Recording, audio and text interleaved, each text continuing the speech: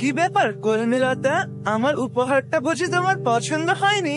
হয়তো না হওয়ারই কথা, কারণ তোমার সৌন্দর্যের কাছে এই ফুলগুলো অতি তুচ্ছ। আজ তুমি আমার চোখে পৃথিবীর সর্বোচ্চ সুন্দর কেউ, সেখানে ফুলগুলো একদমই মূল্যহীন। আমি দুঃখিত কর্মীলতা, আসলে আমি জানি না তো তোমার কি পছন্দ আর কি অপছন্দ।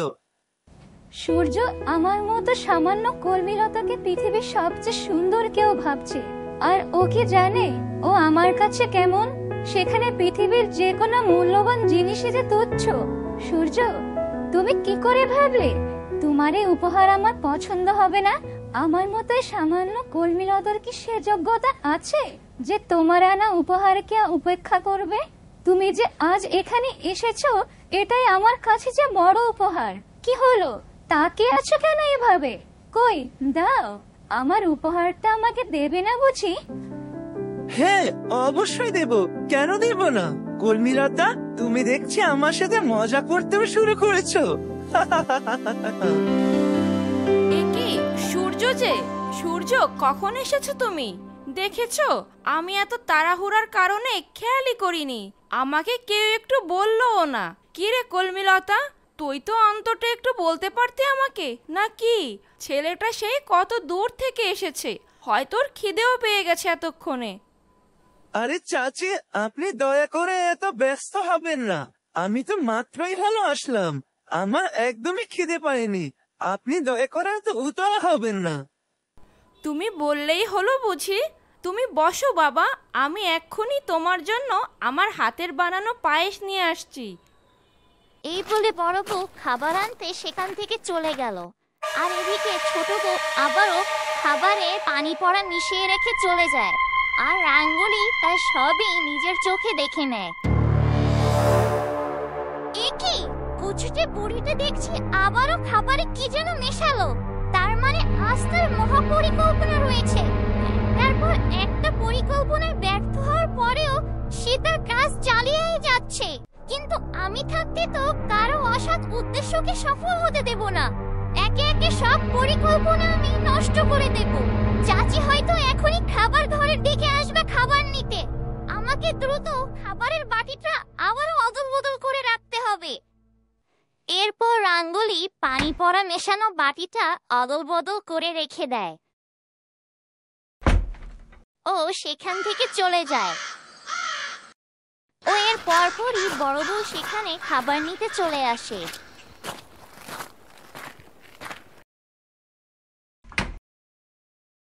মহাজন সাহেব, অনেক সময় তো হলো আমাদের এ ঘরে বসতে বলে কারো কোনো দেখা নেই। এদিকে আজ সকাল থেকে না খেয়ে আছি ইচ্ছা করি, ভেবেছি মহাভোজ খাবো আজ, যাতে একটু বেশি করে খেতে পারি, এজন্য সকাল থেকে না খেয়েই ছিলাম। আমার তো এই রান্নার ঘ্রাণে খিদে আরো বেড়ে যাচ্ছে। আপনি থাকেন, আমি একটু দেখে আসি খাওয়ার কোনো ব্যবস্থা করা যায় কিনা। এই বলে পিন্টু বসার ঘর থেকে বেরিয়ে যায় খাবারের খোঁজ করতে, আর এদিকে বড় বউ পায়েস নিয়ে সূর্যকে খেতে দিল। সূর্য, আমি তোমার জন্য এখানে পায়েস রেখে গেলাম, খেয়ে জানিও কেমন হয়েছে। আর কিছু সময়ের মধ্যে রান্নাও শেষ হয়ে যাবে। আজ আমি নিজের হাতে তোমাকে খাওয়াবো। তোমরা তাহলে গল্প করো, আমি আসছি। হ্যাঁ সূর্য, খাও, মায়ের হাতের বানানো পায়েস ভীষণ ভালো, একবার খেলে আর ভুলতেই পারবে না। তাই নাকি? সত্যি বলছো? একবার খেলে আর ভুলতেই পারবো না? কিন্তু আমি তো ইতিমধ্যে অন্য কিছুতেই বলে আছি, যা একবার দেখার পরে আর ভুলতে পারছি না। মানে আমি তোমার কথা কিছুই বুঝতে পারছি না সূর্য, যা বলবে পরিষ্কার করে বলো। কিন্তু আমি তোমাদের মানুষের এত ঘোরানো পেঁচানো কথা এখনো বুঝে উঠতে পারিনি, আর আমার সব জটিলতা বুঝতে আরো সময় লাগবে। তোমাদের মতো মানুষের সাথে থাকতে থাকতে হয়তো তখন আমি আস্তে আস্তে বুঝতে পারবো। এখন জলদি বলো তো কি বলতে চাইছিলে? ও না না, ও কিছু না। আমি হঠাৎ আপন মনে কি বলতে শুরু করেছিলাম, আবল তাবল, কে জানে। বাদ দাও এসব কথা। সূর্য মনে হলো ইচ্ছা করে কথাটা আমার থেকে এড়িয়ে গেল। এভাবে কথা বলার মানে কি? আমি তো কিছুই বুঝতে পারছি না সূর্য আবার কি দেখে আর ভুলতে পারছে না। একা একা উদাস মনে বিড়বিড় করলো আর বলতে কেমন এড়িয়ে গেল। শুনেছি মানুষেরা যখন কারো প্রেমে পড়ে তখন নাকি এমন উদাস মনে পাগলামি করে। তার মানে কি কোনো মেয়ে ঘটিত বিষয় হলে তো সেটাই হওয়ার কথা। তার মানে সূর্য কি মনে মনে কাউকে পছন্দ করেছে? হ্যাঁ, তাহলে তো হতেই পারে। তাতে আমার কি ভাবার আছে? আমি কে? আমি কেন এত ভাবছি? সূর্য তো মাত্র আমার জন্য তার দায়িত্বই পালন করেছে, কিন্তু আমার কেন এমন লাগছে? কেন জানি না, কর্মীলতাকে দিনে দিনে আরো বেশি আপন মনে হচ্ছে। ওরও কি আমার জন্য একই অনুভূতি হয়? হয়তো বা না। তার ভাবনা যে আমার মতো হতে হবে এমনটা তো কোনো কথা নয়, কিন্তু আজকাল আমারই বা কেন এমন অনুভূতি হচ্ছে সেটাও আমি বুঝতে পারছি না। আর এদিকে পিন্টু খাবার খুঁজতে খুঁজতে রান্নাঘরে এসে পড়ে ও তার নজর যায় ওই পায়েসের বাটির দিকে। আরে এই তো পেয়েছি। এই পায়েসের ঘ্রাণই তো এত সময় পাচ্ছিলাম। খিদে পেট তো একদম জ্বলে যাচ্ছে, আর আশেপাশেও তো কাউকে দেখছি না। খেয়েই নেই বরং গপাগপ করি। এতটুকু পায়েস খেতে আমার তো বেশি সময় লাগবেও না, তাই কেউ দেখার ভয়ও নেই। এরপর পিন্টু ছোট বউয়ের পরা পানি মেশানো পায়েসটা খেয়ে নেয় ও তারপর যা হলো। পায়েসটা খাওয়ার পর থেকেই কেমন যেন সব রঙিন রঙিন লাগছে চারপাশে। চোখে শুধু প্রেম আর প্রেম দেখছি। কবিতা, কবিতা তুমি কোথায়? আমার থেকে কোথায় লুকিয়ে আছো? আমি এক্ষুনি আসছি তোমার কাছে। আজ ঘুম থেকে ওঠার পর থেকেই কেমন যেন মাথাটা খুব হালকা হালকা অনুভূতি হচ্ছে। মনে হয় ঘুমটা খুব দরকার ছিল আমার শরীরের জন্য। ভালোই হয়েছে। অন্যদিন তো এত সময় মাথা থেকে একদম ঘাম ছুটে যেত। এখন দেখছি মাথাটা তার বদলে অনেক ঠান্ডা আর হালকা লাগছে। বেশ বাতাসও লাগছে মনে হয়, এমনটাই তো মনে হচ্ছে। যাক, ভুল করে ঘুমিয়েও দেখছি ভালোই উপকার পাচ্ছি। এজন্যই বলে যা হয় ভালোর জন্যই হয়। এবার ঠান্ডা মাথায় গিয়ে একটু দেখে আসি ওদিকের কি অবস্থা। সব আমার পরিকল্পনা মতো হচ্ছে নাকি?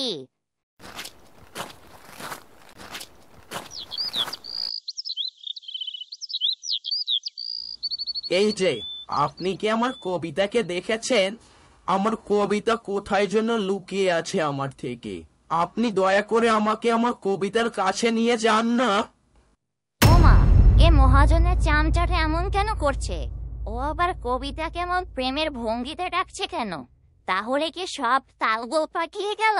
হায় হায়, তাহলে তো সর্বনাশ। যাই, ওকে একটু বাজিয়ে দেখে তো আসলে কি ঘটনা তাই। এই পিন্টু, তুই কি কিছু খেয়েছিস নাকি আমাদের বাড়ি থেকে? এসব কি আবল তাবল বলছিস? সত্যি করে বল কিন্তু আমাকে। হ্যাঁ, খেয়েছি তো। মাত্রই তো রান্নাঘর থেকে এক বাটি পায়েস খেয়ে আসলাম। আহা, সে এক মজার পায়েস, যেটা খাওয়ার পর থেকে আমার দিন দুনিয়া সব প্রেমময় হয়ে গিয়েছে। চোখে শুধু কবিতাকে দেখতে পাচ্ছি। আমার দুনিয়া এখন কবিতাময় হয়ে গিয়েছে। কবিতা, আমার কবিতা, তুমি কোথায়? আমি এক্ষুনি আসছি তোমার কাছে। আমি যাই, পরে কথা হবে। আমার কবিতা আমাকে ডাকছে। হায় হায়, যা ভেবেছিলাম তাই তো হলো, কিন্তু কি করে এমন গোলমাল পাকিয়ে গেল? ওরে শয়তান বিটকেলটা, দাঁড়া। তুই আমার মেয়ের মান সম্মানটা আছে ডুবাবি মনে হচ্ছে। এই মহাজনের চামচাটা যদি আর সবার সামনে এমন পাগলামি করতে থাকে, তখন যে আমাদের মান সম্মান আর কিচ্ছুই থাকবে না।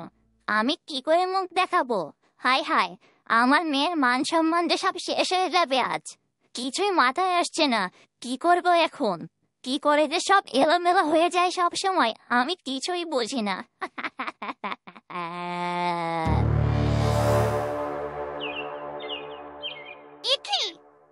পেট নিচে দেখছি কাচ্ছে এখানে দাঁড়িয়ে দাঁড়িয়ে। যাই, আর একটু খেপে দেই ওকে গিয়ে। টেকো পেতনি! কে রে? আমাকে টেকো পেতনি বলে কে ডাকলো? কে তুই? আমি ঘুমের মধ্যে এটা শুনতে পেয়েছিলাম। তখন ভেবেছিলাম যে আমি ঘুমিয়ে ঘুমিয়ে স্বপ্ন দেখছি, কিন্তু না, আমি তো দেখে এখনো শুনতে পাচ্ছি। কে তুই? আমার চারপাশ দিয়ে এসব কি বলে বেড়াচ্ছিস? সাহস থাকলে সামনে আয় তো দেখি। ওরে বাবা, টেকো পেটনি দেখছি ঘুমের ভিতরে যা যা বলেছে সবই মনে আছে ওর। আমি তো সামনে যাব না, শুধু দূর থেকে ওকে জ্বালিয়ে মারবো এভাবে, যাতে কলমিলতার ক্ষতি করতে না পারে। যাই, আবার খেপিয়ে দিই একটু। টেকো পেটনি, টেকো পেটনি, তোমাকে দেখতে ঠিক যেন মনে হচ্ছে বাদরদের রাজ্যের রাজরানী। কে তুই? আমাকে কি সব যাতা বলছিস? আমার মেজাজটা কিন্তু একদম খারাপ হয়ে যাচ্ছে। একবার যদি তোকে ধরতে পারি, তারপরে তোর একদিন কি আমার একদিন। এই যে শাশুড়ি মা, আপনাকেই খুঁজছিলাম। আপনার মেয়ে তো আমাকে একদমই পাত্তা দিচ্ছে না। ওকে একটু আপনি বলে কয়ে রাজি করান না শাশুড়ি মা। আপনি একটু ওকে বুঝিয়ে বলে আমাদের দুজনকে একটু মিলিয়ে দেন না। কবিতা যেন আমাকে ভালোবাসে।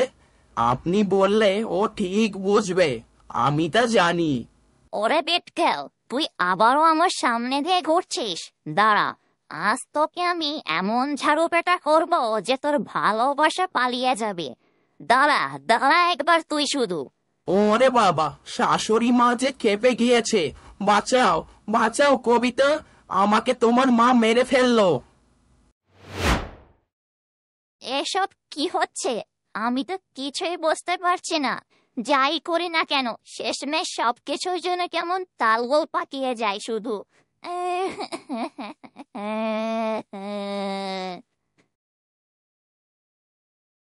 বুবু, পাশের ঘরে আসো, বড়মা তোমাদের ডাকছে। আজ তোমার জন্য আমরা কেমন আয়োজন করেছি তা একবার দেখবে না? তোমাকে আজ আমরা একদমই চমকে দেব। তাড়াতাড়ি আসো।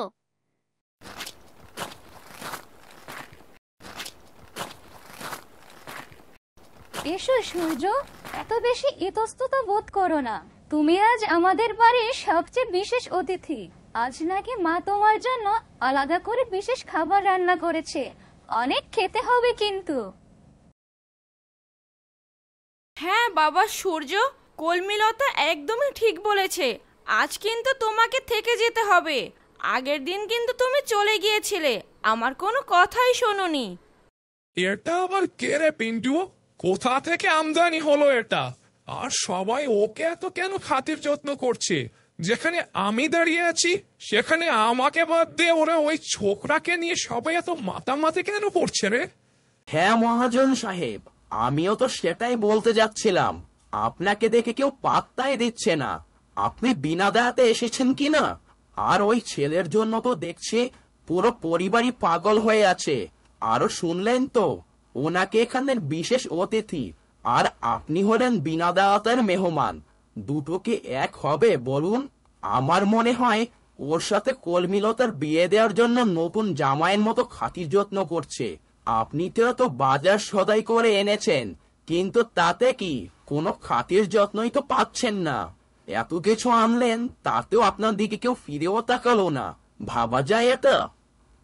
যাই, এখানে থেকে মন খারাপ করে দাঁড়িয়ে কোনো লাভ নেই। ওদিকে কি হচ্ছে তাও তো একটু দেখা দরকার।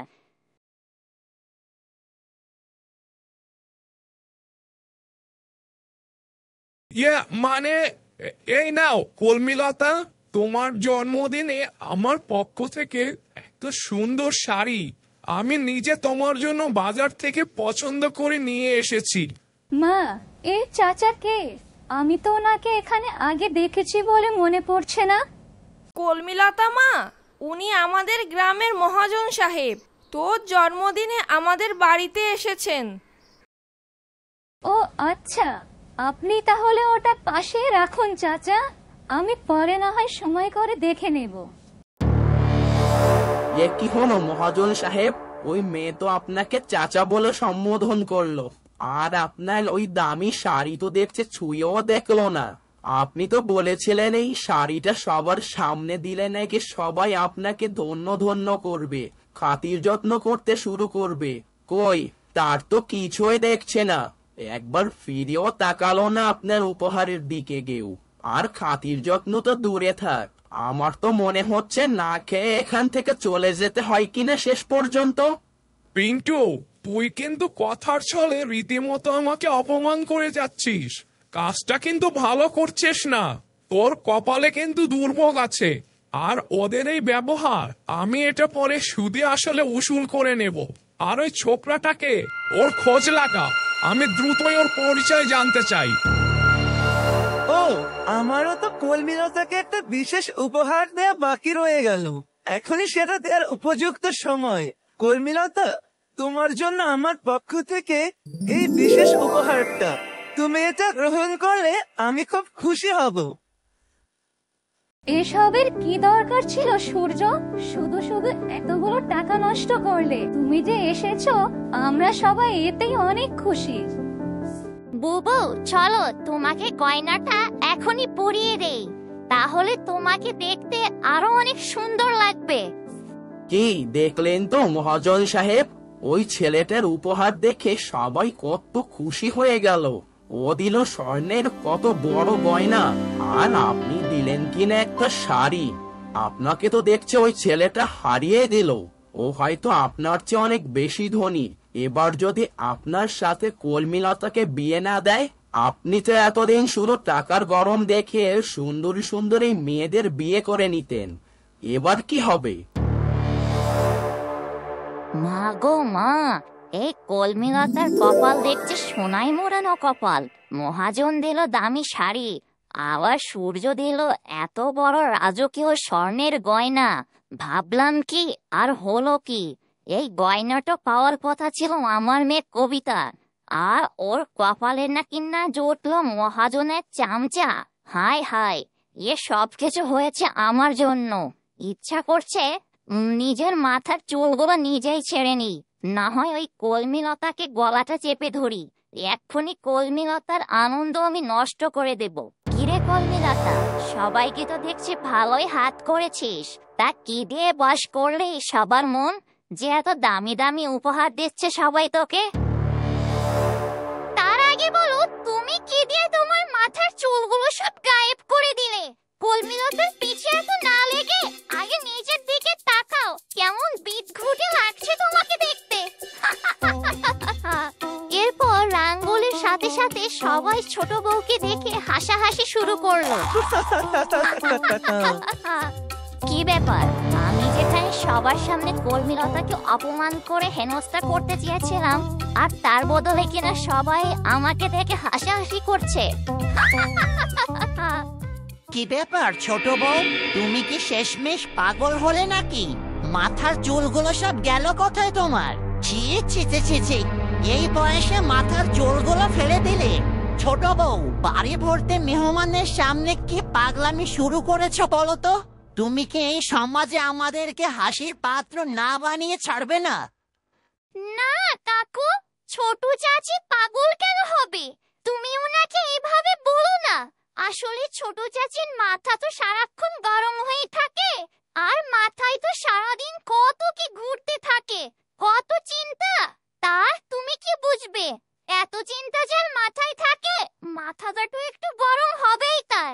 তাই চাচি মাথাটাকে একটু ঠান্ডা করতে চুলগুলো সব ফেলে দিয়েছে, তাই না ছোট চাচি? চুপ কর শয়তান পাখি, তুই সবার সামনে আমাকে এভাবে ঘুরিয়ে পেঁচিয়ে অপমান করছিস।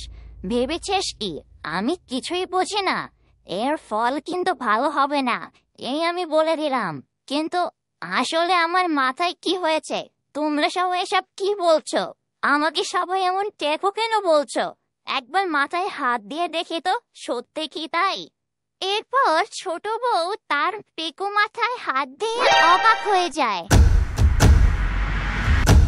এ কি, এ তো সত্যি আমার মাথাতে তো কোনো চুলে নেই।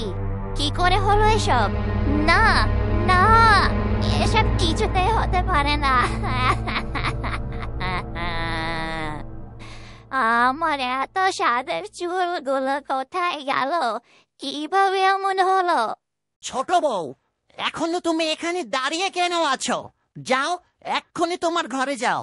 সবার সামনে আর আমাদের কত হাসির পাত্র বানাতে চাও তুমি? যত সব।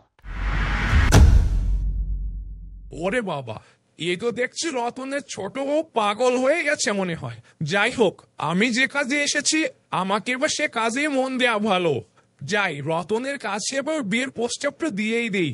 এই যে রতন, তুই আর তোর দুই বউ একসাথে আমার সাথে একটু বাইরের ঘরে আয় তো, তোদের সাথে একটা বিশেষ জরুরি কথা ছিল।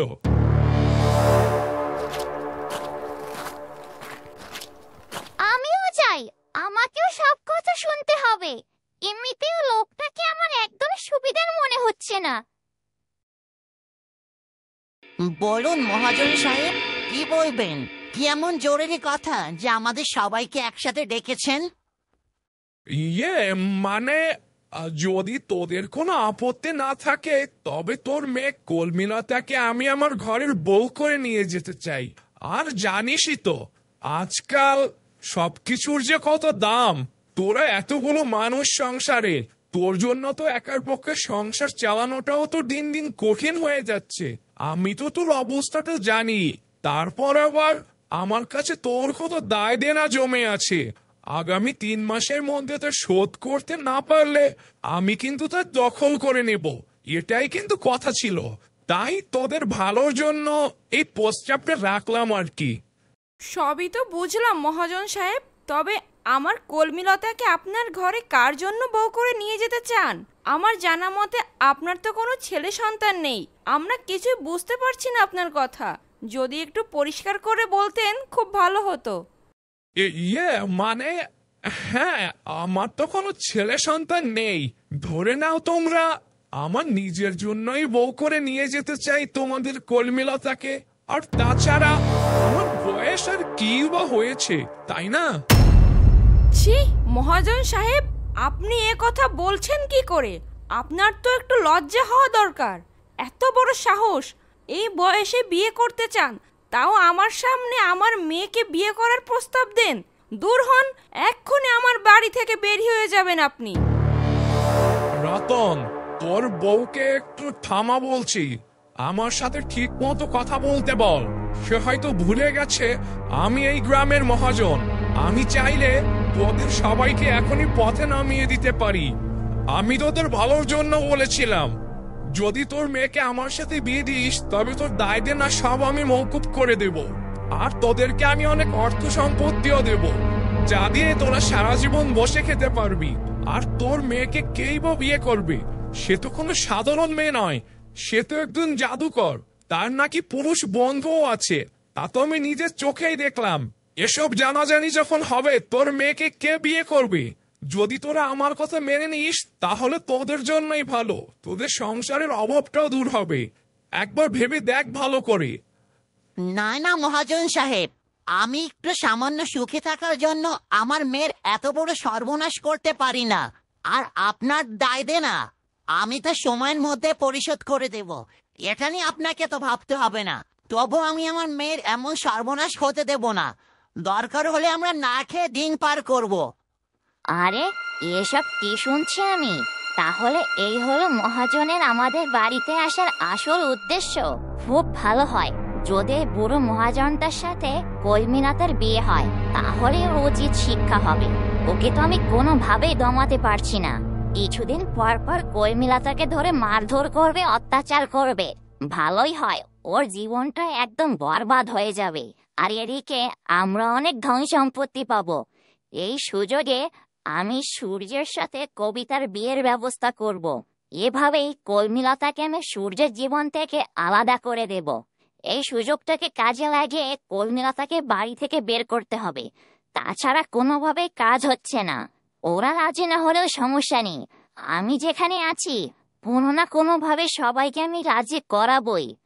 মহাজন সাহেব, আপনি এখনো আমাদের বাড়িতে দাঁড়িয়ে আছেন কিভাবে? এক্ষুনি দূর হন বলছি। এরপর থেকে আর কোনোদিনও এমন অসৎ উদ্দেশ্য নিয়ে আমাদের বাড়ির ধারের কাছেও আসবেন না, তাহলে ভালো হবে না কিন্তু, এই বলে দিলাম। হ্যাঁ হ্যাঁ যাচ্ছি, তবে আজকের এই ব্যবহারের জন্য তোমাদের চরম মূল্য দিতে হবে। এই বলে গেলাম আমি, আমার চোখ যেখানে পড়ে তা আমি আমার নিজের করেই ছাড়ি। চল পিন্টু।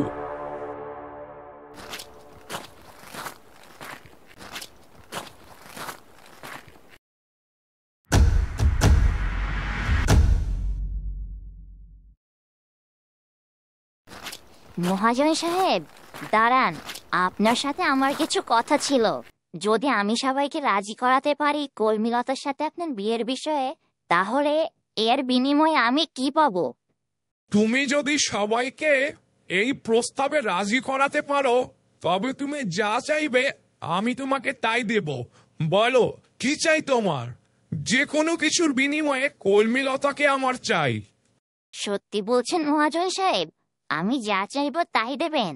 আমার অনেক স্বর্ণ গয়না ও টাকা পয়সা চাই, দেবেন তো? অবশ্যই দেব, কেন দেব না।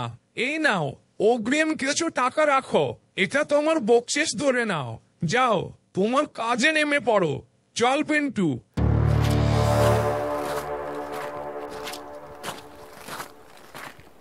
যাক বাবা, মাথার চুল নিয়ে এত সময় মন খারাপ ছিল, তবে এখন মনটা একদমই ভালো হয়ে গেল। যাই, ঘরে গিয়ে টাকাগুলো লুকিয়ে রেখে আসি।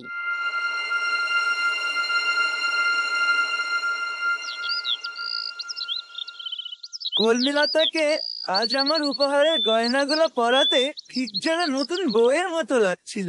কি মিষ্টি দেখতে লাগছিল আজ কর্মীলতাকে।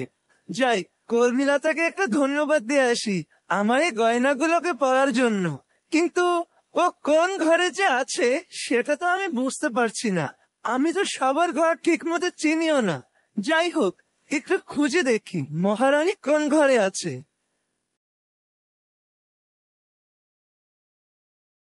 এই বলে সূর্য কলমিলতাকে খুঁজতে গিয়ে ভুল করে কবিতার ঘরে ঢুকে পড়ে। কারণ সেদিন কলমিলতা ও কবিতা একই রকম শাড়ি পরার কারণে সূর্য কলমিলতাকে চিনতে ভুল করে। এই তো কর্মীলতা তাহলে এই ঘরে। যাই, আর দেরি না করে এখনই ওর কাছে যাই।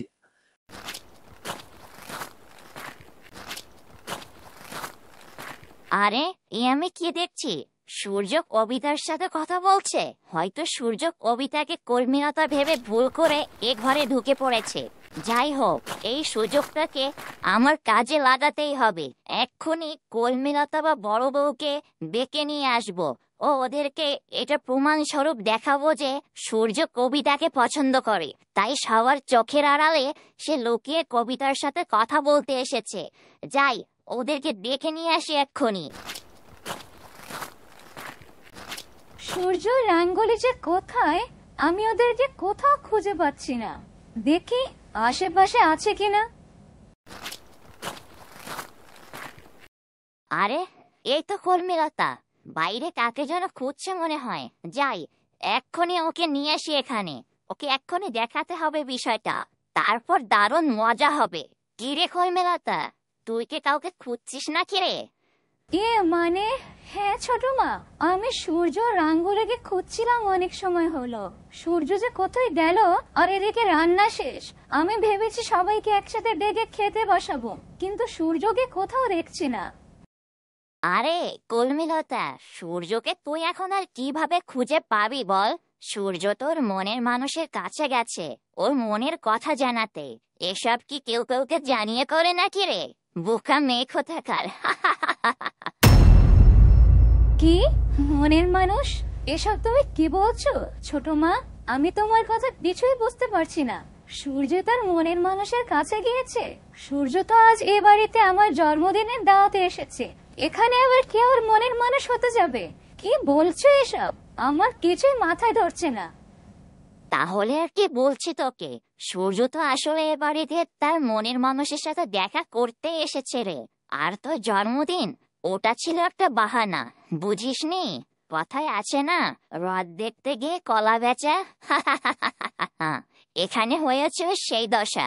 বুঝেছি, এসব তোর মাথার উপর দিয়ে যাচ্ছে। চল আমার সাথে, তাহলে নিজের চোখেই দেখতে পারবি কে সূর্যর মনের মানুষ। এরপর ছোট বউ কর্মীলতাকে নিয়ে যায় ওদের ঘরের জানালার পাশে। কর্মীলতা যা দেখে তা সে নিজের চোখকে বিশ্বাস করতে পারে না। সে মুহূর্তেই থমকে যায়। আজ তুমি তোমাকে এমন ভাবে সাজিয়েছিলে যেন আমার বারবারই মনে হচ্ছিল এ যেন আমি এক কোন লাল টুকটুকে নতুন বউকে দেখতে পাচ্ছি। জন্মদিনে সবাই পাশে ছিল, তাই তোমাকে কথাটা বলতে পারিনি। তাই আমি এখন সুযোগ পেয়ে নিজেই তোমার ঘরে চলে এলাম। আজ তোমাকে ভীষণ মিষ্টি লাগছিল। আমি খুব খুশি হয়েছি তোমাকে দেখে। তোমাকে অনেক ধন্যবাদ আজ এত সুন্দর করে নিজেকে সাজিয়ে তোলার জন্য। এটা তো কবিতা, তার মানে কবিতায় সূর্যের মনের মানুষ। না না না না, এটা কিভাবে সম্ভব? আমার মনে হয় কোথাও ভুল হচ্ছে। আমাকে বিষয়টা ভালো করে বুঝতে হবে। কিরে কলমিলতা, বিশ্বাস হলো তো? কেমন দেখলি ওদের দুজনকে? আয় এদিকে আয়, ওদেরকে বিরক্ত করিস না। ওরা একে অপরের সাথে একটু কথা বলুক। ওদের দুজনকে পাশাপাশি কেমন মানাবে বলতো? হ্যাঁ ছোট মা, খুব ভালো মানাবে দুজনকে, খুব ভালো। আমি এখন যাই তাহলে, আমার অনেক কাজ পড়ে আছে।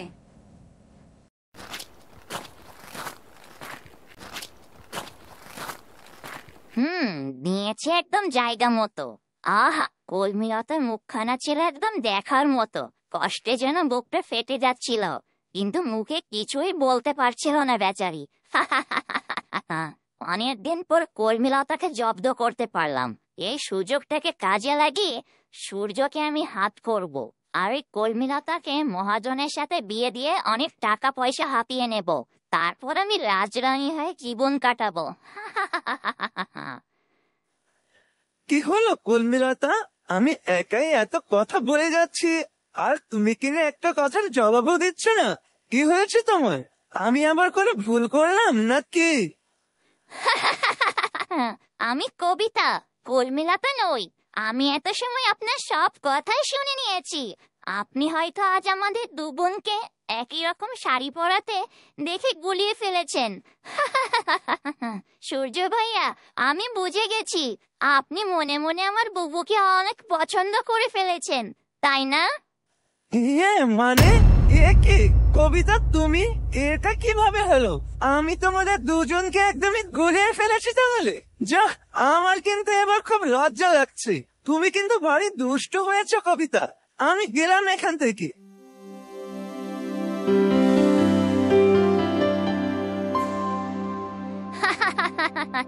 সূর্য ভাই আমাকে দেখে ভীষণ লজ্জা পেয়ে গিয়েছে। তবে যাই হোক, ওদের দুজনকে পাশাপাশি বেশ ভালোই মানাবে। দেখা যাক সামনে কি হয়। আমি আজ নিজের চোখে কি দেখলাম? সত্যি কি সূর্য কবিতাকে পছন্দ করে? এজন্য কি আজ সকালে সূর্য আমার থেকে বিষয়টা এড়িয়ে গিয়েছিল? তবে কি আমার ধারণাই সঠিক ছিল? হ্যাঁ, তাহলেই বা আমার কি? আমার কেন এত খারাপ লাগছে? না না, আমি এসব একদমই ভাববো না। সূর্য তো ছিল মাত্র আমার বন্ধুই। আমাকে মানুষ রূপে ফিরিয়ে আনাই ছিল সূর্যের একমাত্র উদ্দেশ্য। আমার কেন এত খারাপ লাগছে? যাই দেখে আসি মা কোথায়। মায়ের কোলে মাথা রাখলে হয়তো একটু ভালো লাগবে।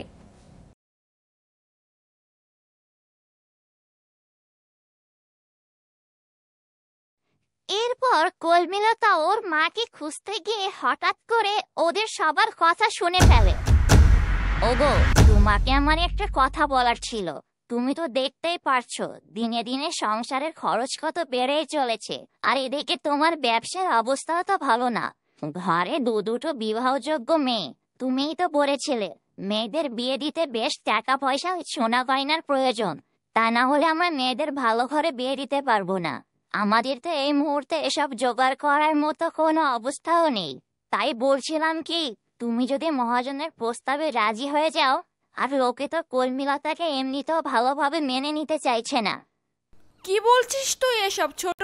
তার মানে তুই কি চাস সামান্য কিছু টাকা আর একটু সুখে থাকার জন্য আমার কলমিলতাকে লম্পট মহাজনের সাথে বিয়ে দিয়ে দেই? তুই কি পারতি যদি এটা তোর মেয়ে কবিতার ক্ষেত্রে হতো? মানে এসব আবার কি শুনছি?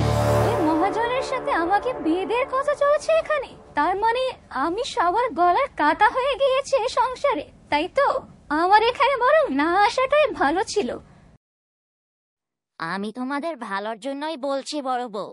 একবার ভেবে দেখো, মহাজনের সাথে যদি বিয়ে হয় আমরা তাহলে কত সুখে শান্তিতে থাকতে পারতাম। কবিতার বাবার কত দায় দেনা জমে আছে মহাজনের কাছে, এগুলো আর পরিশোধ করার প্রয়োজন পড়তো না। আর কলমিলতাকে এ গায়ের কেউ ভালো চোখে দেখছেও না। তাই আমার মনে হয় মহাজনের এ প্রস্তাবে রাজি হয় বরং ভালো। আর তাছাড়া কবে কলমিলতার বিয়ে হবে তার তো কোনো ঠিক ঠিকানা নেই। ততদিন কি আমার মেয়েটাকে বসিয়ে রাখবো নাকি? আমি আমার মেয়েকে দ্রুতই পাত্রস্থ করতে চাই। জমিদার পুত্র সূর্য আমার মেয়েকে পছন্দ করেছে। যত দ্রুত সম্ভব আমি ওদেরকে বিয়ে দেওয়ার ব্যবস্থা করতে চাই।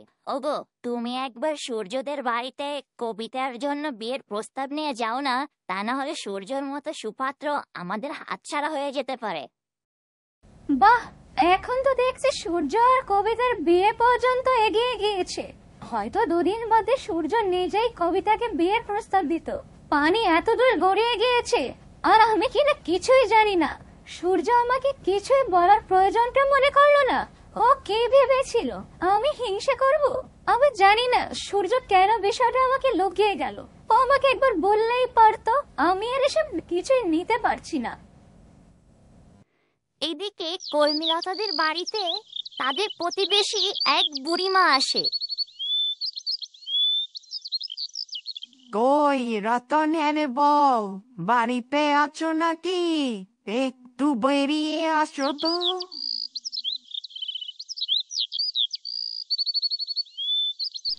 কি হয়েছে বুড়িমা? আপনি এভাবে ডাকছেন কেন? কোনো জরুরি দরকার নাকি? দরকার আর কি? শুনলাম তোমার মেয়ের নাকি আজ জন্মদিন ছিল, তা আমাদেরকে না জানিয়ে এতই বুঝি পালন করে নিলে।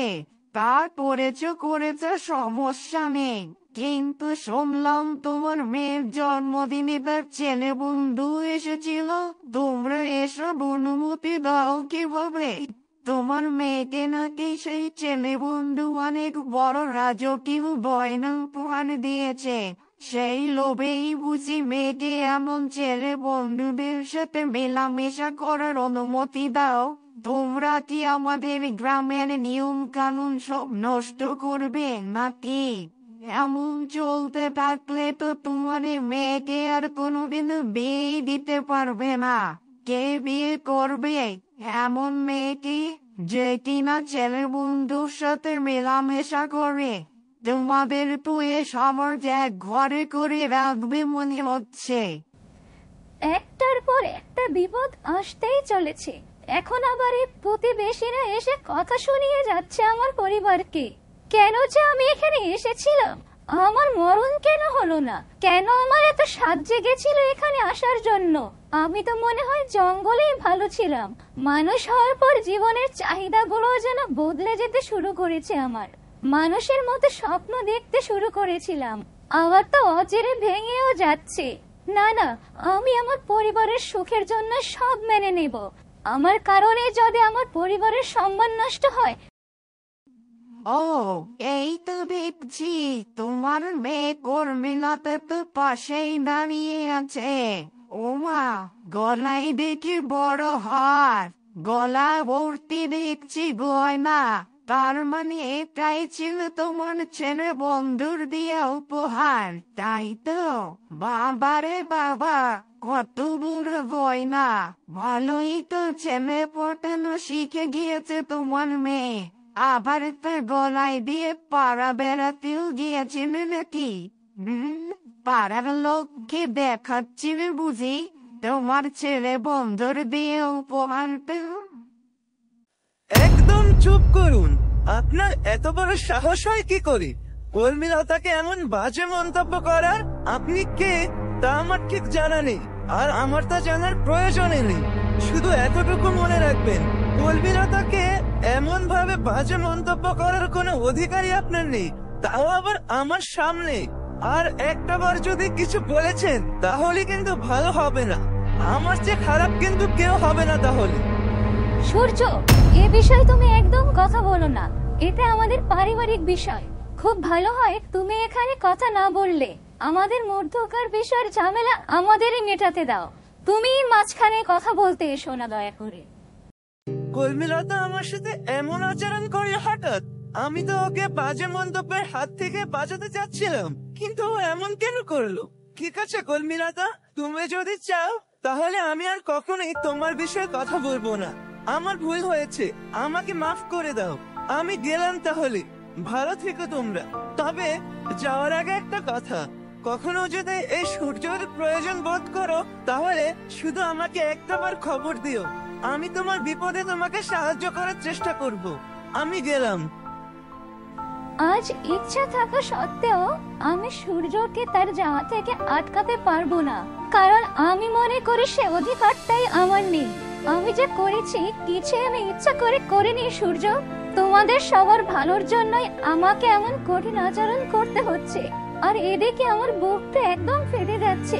তবে নিজেকে তোমাদের মাঝখান থেকে এভাবে আমি সরিয়ে আনবো, নয়তো আমি কেন জানি না দিনে দিনে তোমার প্রতি এক অজানা কারণে দুর্বল হয়ে যাচ্ছি।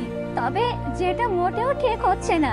আমাকে তুমি মাফ করে দিও সূর্য, মাফ করে দিও।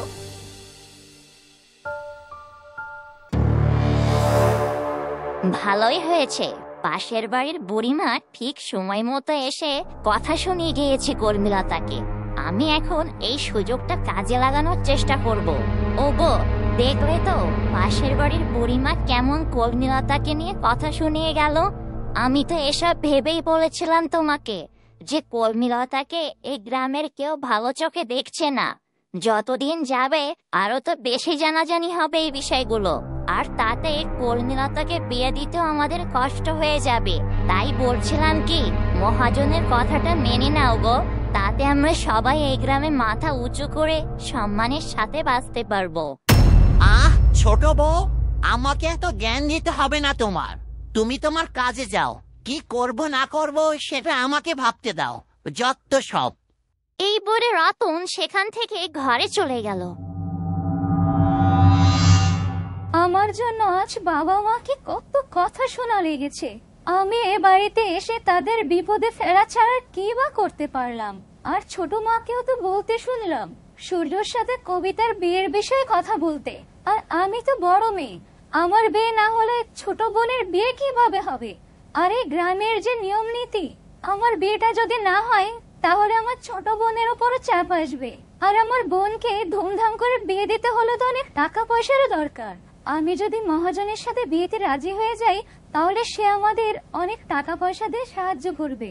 হ্যাঁ, আমি রাজি, আমি এই বিয়েতে রাজি হব। শুধু কষ্ট একটাই রয়ে যাবে যে সূর্য তার পছন্দের বিষয় আমাকে একবার জানানোর প্রয়োজনও মনে করলো না।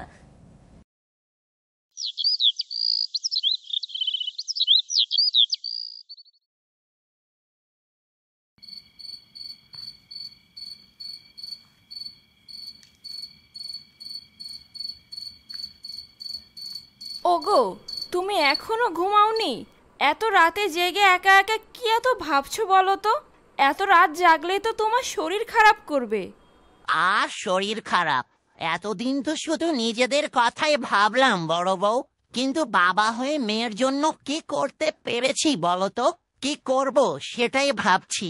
কর্মীলতাকে আজও প্রতিবেশী বুড়িমা এসে কত কথা শুনিয়ে গেল। গ্রামের লোকদের যে প্রতিক্রিয়া দেখলাম কর্মীলতার বিষয়ে, তাতে মনে হয় না মেয়েটাকে আর ভালো জায়গায় বিয়ে দিতে পারবো পরে। আমি বরং মহাজনের এই প্রস্তাবে রাজি হয়ে যাই, কি বলো? তাতে অন্তত মেয়েটার দিকে কেউ চোখ তুলে কথা বলার সাহসটা পাবে না। খেয়ে দিয়ে ভালোই থাকবে মেয়েটা। আমরা তো দেখলে না কিছুই দিতে পারলাম না, যেখানে সূর্য নিজে কর্মীলতাকে কত বড় গয়না উপহার দিল জন্মদিনে, আর আমরা শুধু দাঁড়িয়ে দাঁড়িয়ে দেখেই গেলাম। কে দিতে পেরেছি বলো? হ্যাঁ, তা তুমি একদম ঠিকই বলেছ গো।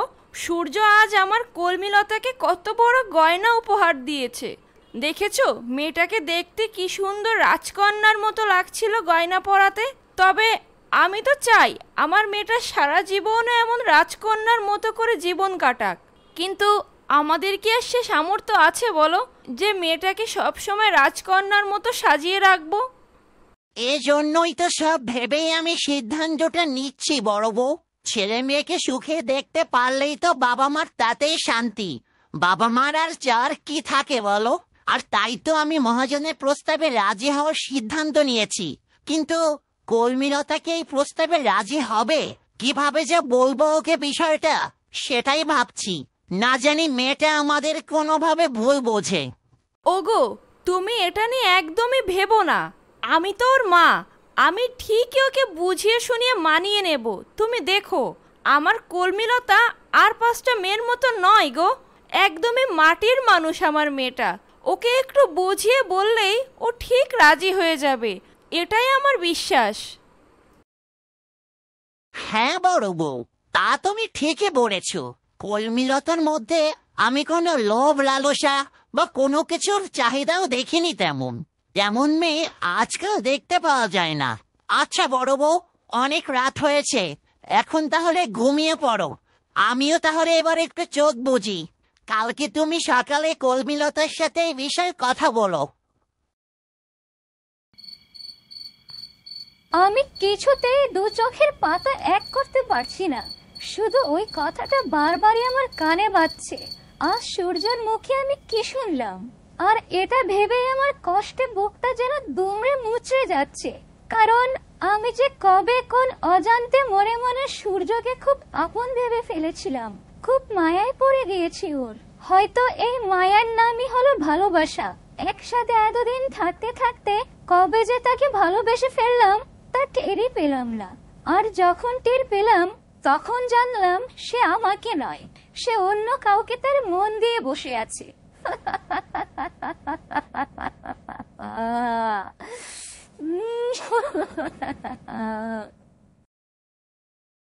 কলমিলতা আজ আমার উপর এমন ক্ষিপ্ত হয়ে কেন গেল?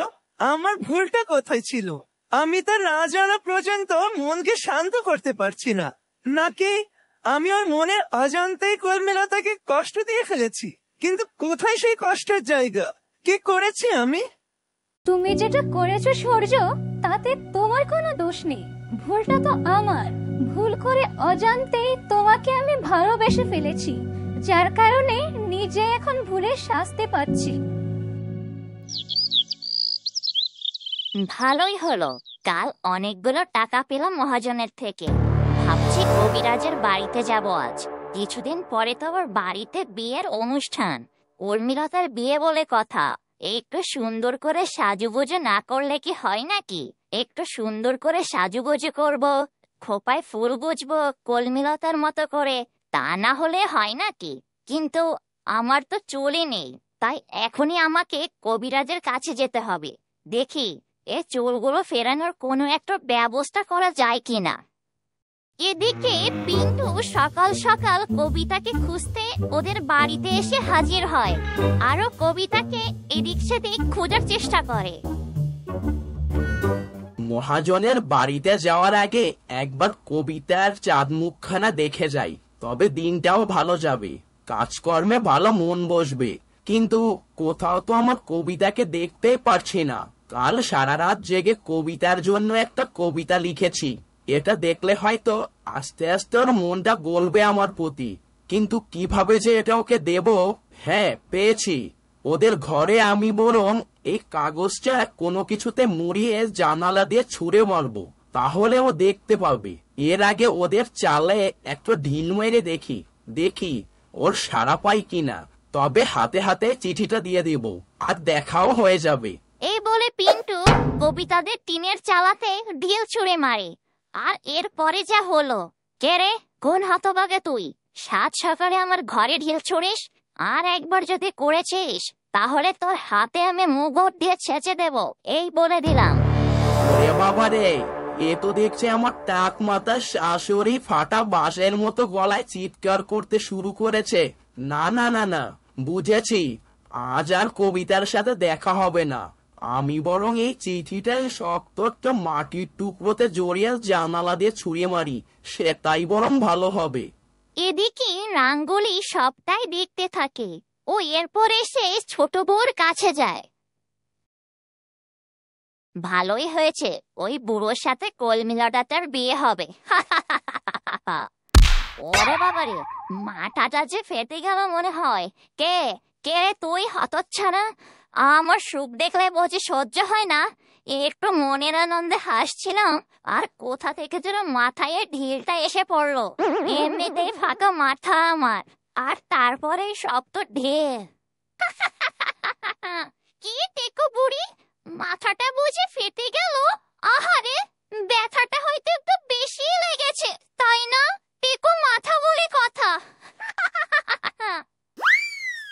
আরে তুই শয়তান পাখি, তার মানে এসব তোর কাজ, তাই তো? দাঁড়া তুই, দেখ আমি তোকে কি করি। ছোট বউয়ের কথা শুনে রাঙ্গুলি তখনই সেখান থেকে দ্রুত উড়ে চলে গেল। আর এদিকে ছোট বউয়ের চোখ পড়লো নিচের দিকে। আরে ওই তো দেখছি ঢিলটা, যেটা আমার একটু আগে মাথায় এসে পড়েছিল, কিন্তু এটা কাগজ দিয়ে এমন ভাবে মোড়ানো কেন? তুলে দেখি তো, কি ওটা? এ কি? এ তো দেখছি কিছু লেখা আছে এখানে, পড়ে দেখি তো। গাছে ফোটে ফুল, পানে লাগে চুন, কবিতা তোমায় না পেলে হব আমি খুন, তোমার পিন্টু বাইরে তোমার জন্য অপেক্ষা করছে। ও, তার মানে এই ব্যাপার। তার মানে এটাই মহাজনের চামচাটার কাজ তাহলে। দাঁড়া, তুই আমার মাথা ফাটিয়েছিস সকাল সকাল, আবার আমার মেয়ের উদ্দেশ্যে ছন্দে ছন্দে প্রেমপত্র পাঠানো হচ্ছে, তাই না? আজ তোকে আমি যে কি করব না, তাতে ভাবতেও পারছিস না। এরপর কবিতাদের ঘর থেকে পিন্টুর দিকে একটা একই রকম কাগজ মোড়ানো ঢিল এসে পড়লো পিন্টুর গায়ে। উফ বাবারে, কে জোরে ঢিলটা গায়ে এসে লাগলো। আরে এ ঢিলটা তো কবিতাদের ঘর থেকে এসেছে, তার মানে কবিতা আবার চিঠিটা পেয়েছে আর তার প্রতি উত্তরও দিয়েছে একইভাবে। তুলে দেখি তো কাগজটা, কি লিখেছে আমার উদ্দেশ্যে। পিন্টু আমার পিন্টু, আসছি আমি, তারাও তুমি, পিছন ঘুরে একটু। বাহ, কবিতাও কি সুন্দর করে ছন্দ লিখেছে আমার জন্য। হ্যাঁ, আমি এক্ষুনি পিছন ঘুরে দাঁড়াচ্ছি, কবিতা এসে আমাকে চমকে দেবে। খুব মজা হবে আজ। এইদিকে ছোট বউ একটা বস্তা নিয়ে চুপিসারে পিন্টুর কাছে যায় ও পিন্টুকে কৌশলে বস্তায় পুরে ফেলে। এ কি কবিতা, তুমি আমাকে বস্তায় কেন পড়লে? তুমি কি আমার সাথে লুকোচুরি খেলবে? কিন্তু চটের বস্তার খোঁচাতে যে আমার শরীরে চুলকানি শুরু হয়ে গিয়েছে। কবিতা, আমাকে বস্তা থেকে বের করো দয়া করে, আমি তো তোমার চাঁদ মুখখানা দেখতে পাচ্ছি না। এভাবে লুকোচুরি খেলার কোনো মানে হয় না কবিতা। শয়তান বিট গ্যাং, আজকে খেলা হবে লুকোচুরি খেলা। তোকে আমি এক্ষুনি খেলা বুঝাচ্ছি। আমার হার মাসতে জ্বালিয়ে খাচ্ছিস, আবার ঢিল ছুঁড়ে আমার ফাঁকা মাথাটা ফাটিয়ে দিয়েছিস। আজ তোকে আমি তুলোধুনা করে ছাড়বো, তোর মাথা থেকে আমি প্রেমের ভূত নামিয়ে ছাড়বো। দাঁড়া, দেখ তোকে আমি কি করি আজ। ও, তার মানে আমার কবিতা নয় এটা, শাশুড়ি মা। তার মানে আপনি আমাকে কবিতা সেজে ধোকা দিয়েছেন।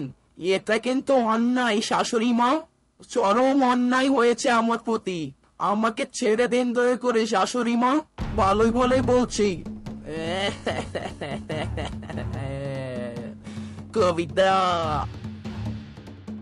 এরপর ছোট বউ পিন্টুর কোনো কথাতে কর্ণপাত না করে একটা লাঠি দিয়ে ইচ্ছা মতো পিটাতে থাকে, আর পিন্টু এদিকে মার খেয়ে চিৎকার করতে থাকে।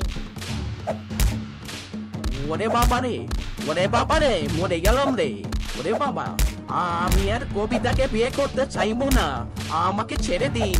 কে কোথায় আছো, আমাকে বাঁচাও এ দরজাল টেকো বুড়ির হাত থেকে।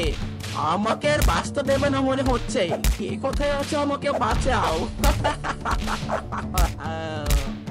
বাঁচাও। এভাবে ছোট বউ পিন্টুকে মারতেই থাকে, আর এদিকে বড় বউ কর্মীলতাকে বিয়ের প্রস্তাব জানাতে ওর কাছে যায়। কলমিলতা মা, তোকে একটা কথা বলার ছিল, কিন্তু কিভাবে যে কথাটা শুরু করব সেটাই বুঝতে পারছি না। জানি না তুই বিষয়টা কোন ভাবে নিবি, আমাকে তুই ক্ষমা করে দিস কলমিলতা। কি হয়েছে মা?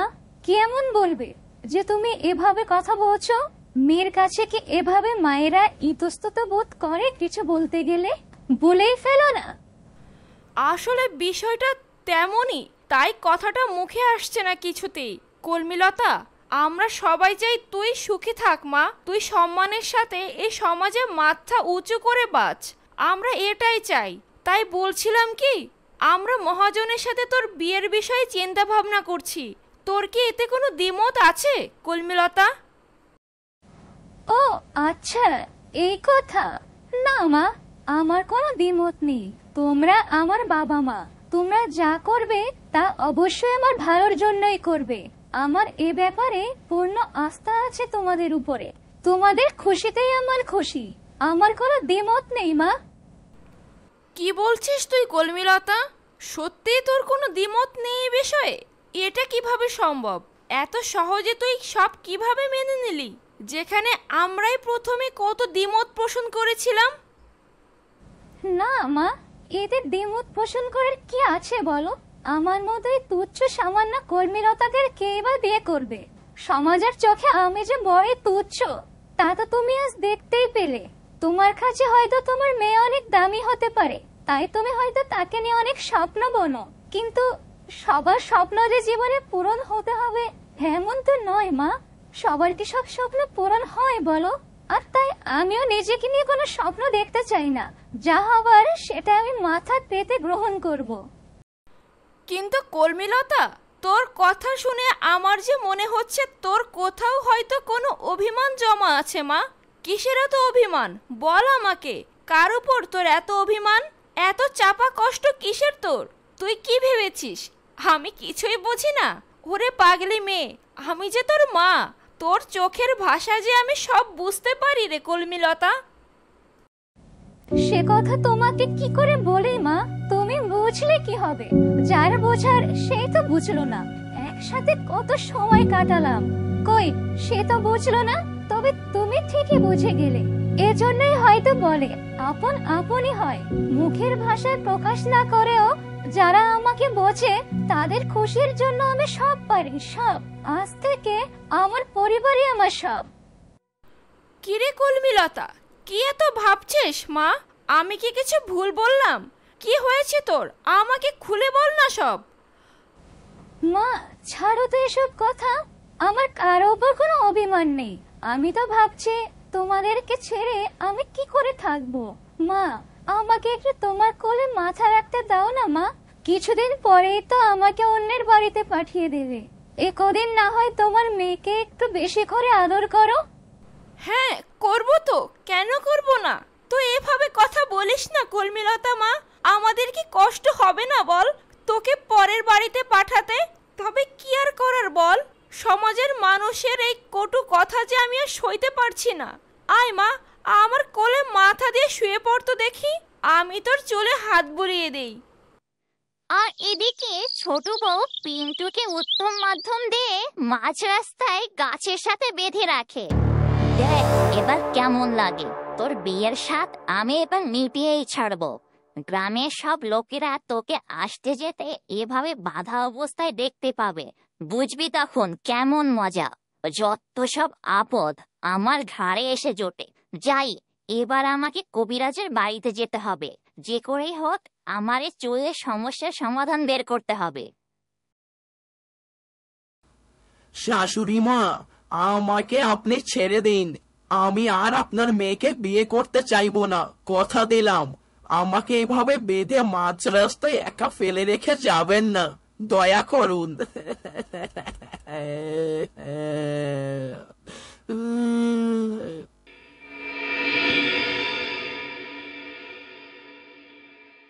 বড় বউ, তুমি এখানে কলমিলতার সাথে এই বিষয়টা নিয়ে কথা বলেছো নাকি? হ্যাঁ, কলমিলতা এই বিয়েতে রাজি। ও বলেছে আমাদের সিদ্ধান্তই ওর সিদ্ধান্ত। মেয়েটা আমাদের কত ভরসা করে গো। তবে ওর জন্য আমরা কি করতে পেরেছি? ওর জন্য তো আমরা একটা যোগ্য পাত্র খুঁজে দিতে পারলাম না। আমরা তো বলতে গেলে আমাদের স্বার্থে মেয়েটাকে ব্যবহার করছি। ওগো চলো পাশের ঘরে যাই আমরা। মেয়েটা আমার কোলে মাথা রাখতেই মুহূর্তেই ঘুমিয়ে গেছে। আমরা কথা বললে ওর ঘুমটা ভেঙে যেতে পারে। চলো পাশের ঘরে যাওয়া যাক।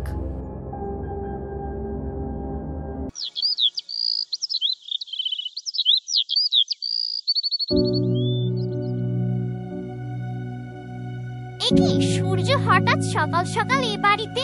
কি ব্যাপার সূর্য, হঠাৎ তুমি এখানে? মনটা খুবই আনচান করছিল রাঙ্গুলি। একদমই ঘরে মন বসাতে পারছিলাম না। মনে হলো কলমিলতার সাথে দেখা করাটা খুব দরকার আমার, তাই চলে এলাম। রাঙ্গুলি, সব ঠিক আছে তো? সব যে এলোমেলো হয়ে যাচ্ছে। সূর্যকে যে কিভাবে বলি কলমিলতার বিয়ে ঠিক করেছে ওরা এক লম্পট মহাজনের সাথে। মানে না সূর্য, কিছুই তো ঠিক নেই। কলমিলতার বিয়ে ঠিক হয়ে গেছে, আর তা এই গ্রামের একজন শয়তান বুড়ো মহাজনের সাথে। কি বলছো তুমি এসব রাঙ্গলি? কলমিলতার বিয়ে ঠিক হয়ে গেছে, তাও কিনা একটা বয়স্ক লোকের সাথে? না না না, এটা কিছুতেই হতে পারে না। কলমিলতা কোথায়? ওকে এই বিয়েতে মত দিয়েছে নাকি ওর পরিবার ওকে জোর করেছে? এক্ষুনি ওর থেকে আমার সব জানতে হবে।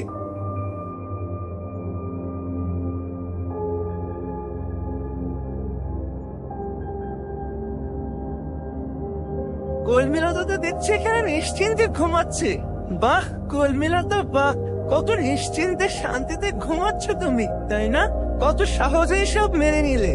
এত বড় দিন একসাথে ছিলাম, এত কাছ থেকেও তোমার মন যে বুঝতে পারলাম না।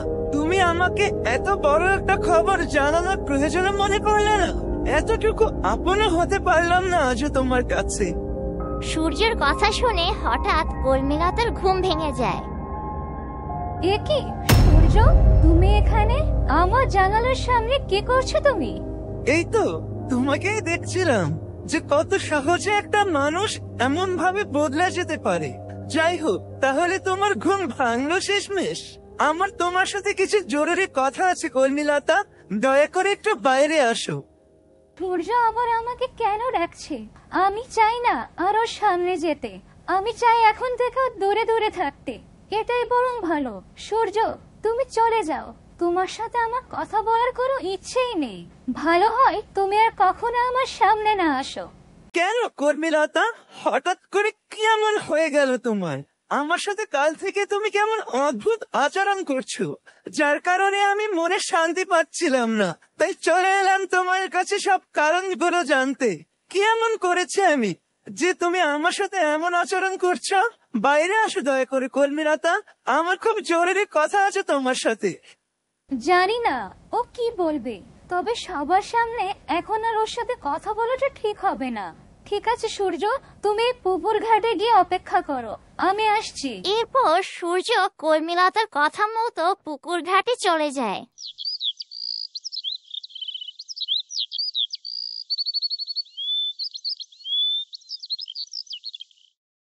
বলো তুমি কি বলতে চাও, তবে আমার হাতে কিন্তু সময় কম।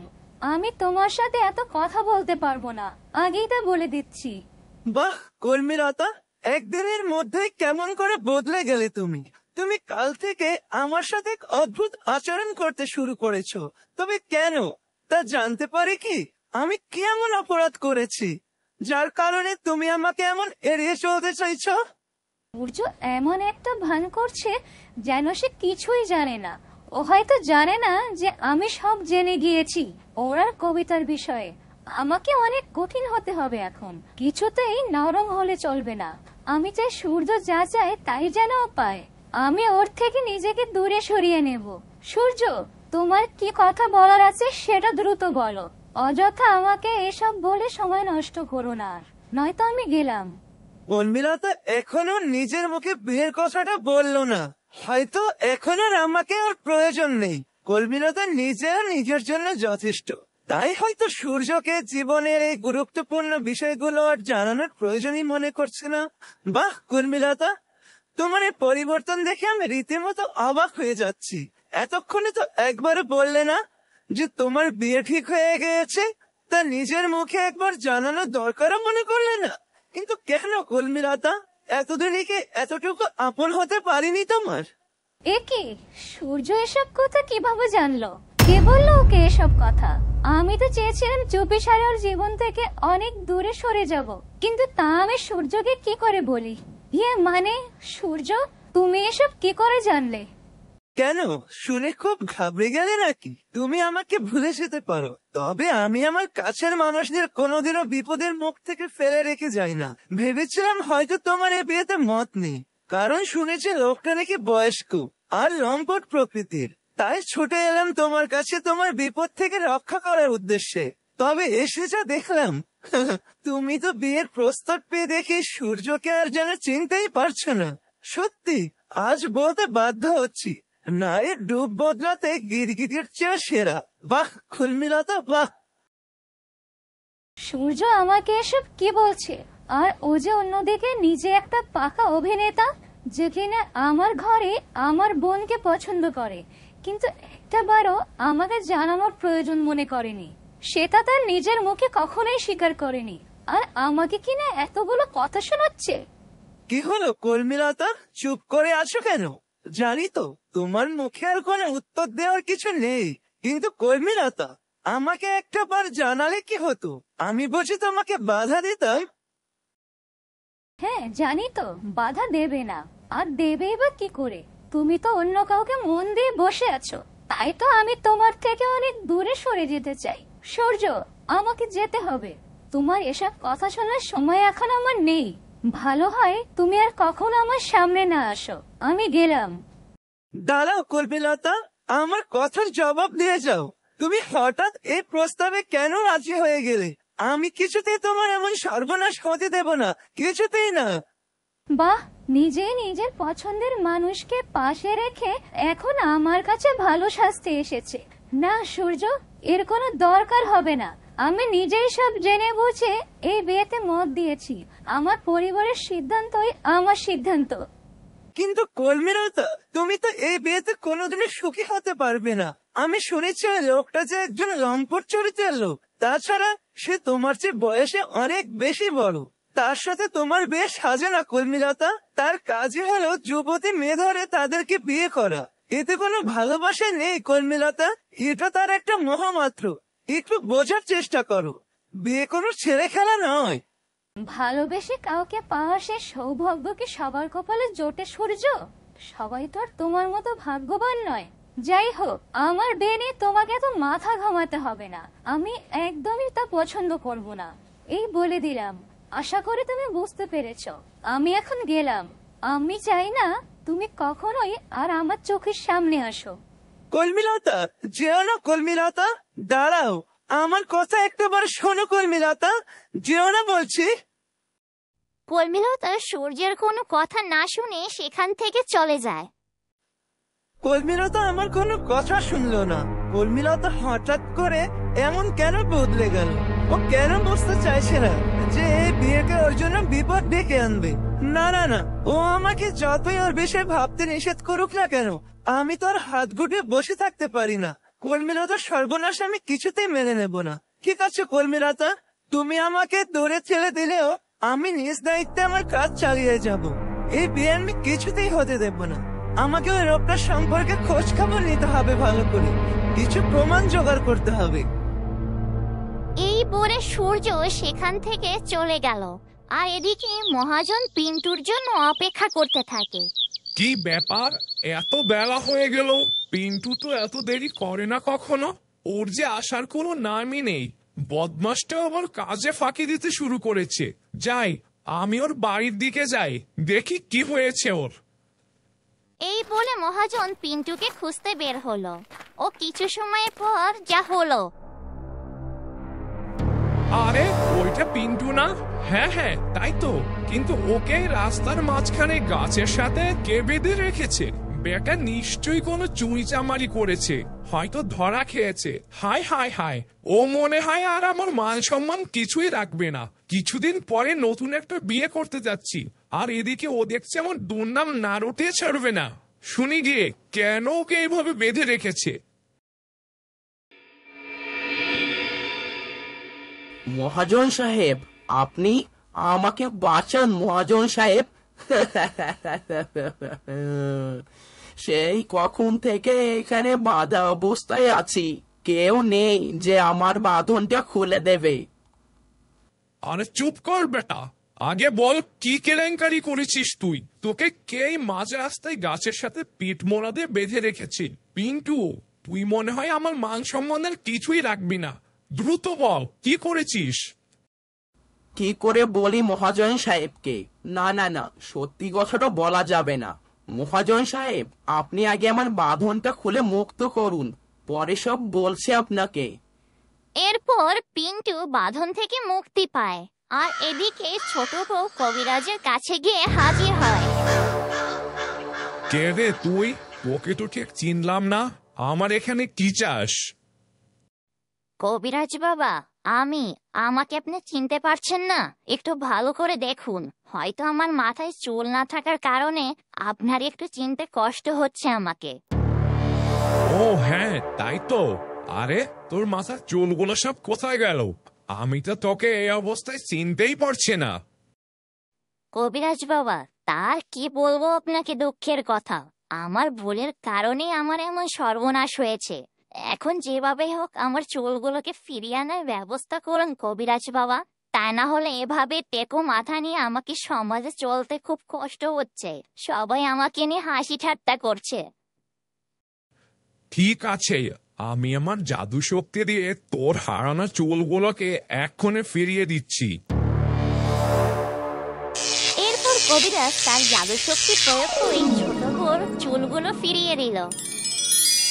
আরে এই তো, আমার আগের চুলগুলো আবার ফিরে পেয়েছি আমি। এখন আমাকে আর শয়তান পাখিটা টেকো পেটনি বলে ডাকতে পারবে না। কবিরাজ বাবা, আপনাকে অনেক ধন্যবাদ। তাহলে এবার আমি আসি। চল পিন্টু, রতনের বাড়ি থেকে একবার ঘুরে আসি। ওরা তো এখন ওদের সিদ্ধান্ত জানালো না, আমার তো এখনই জানতে হবে। চল চল, আর দেরি করিস না। না না মহাজন সাহেব, আমিও বাড়ি মুখ আর হব না। এর বিনিময়ে আপনি আমাকে যে শাস্তি দেবেন আমি মাথা পেতে নেব। তবু আমি ওদের বাড়িতে আর কখনোই যাব না। আরে চল বলছি বেটা, বেশি কথা বললে কাজ থেকে ছাড়িয়ে দেব বলে দিলাম। যা বলছি শোন তাড়াতাড়ি।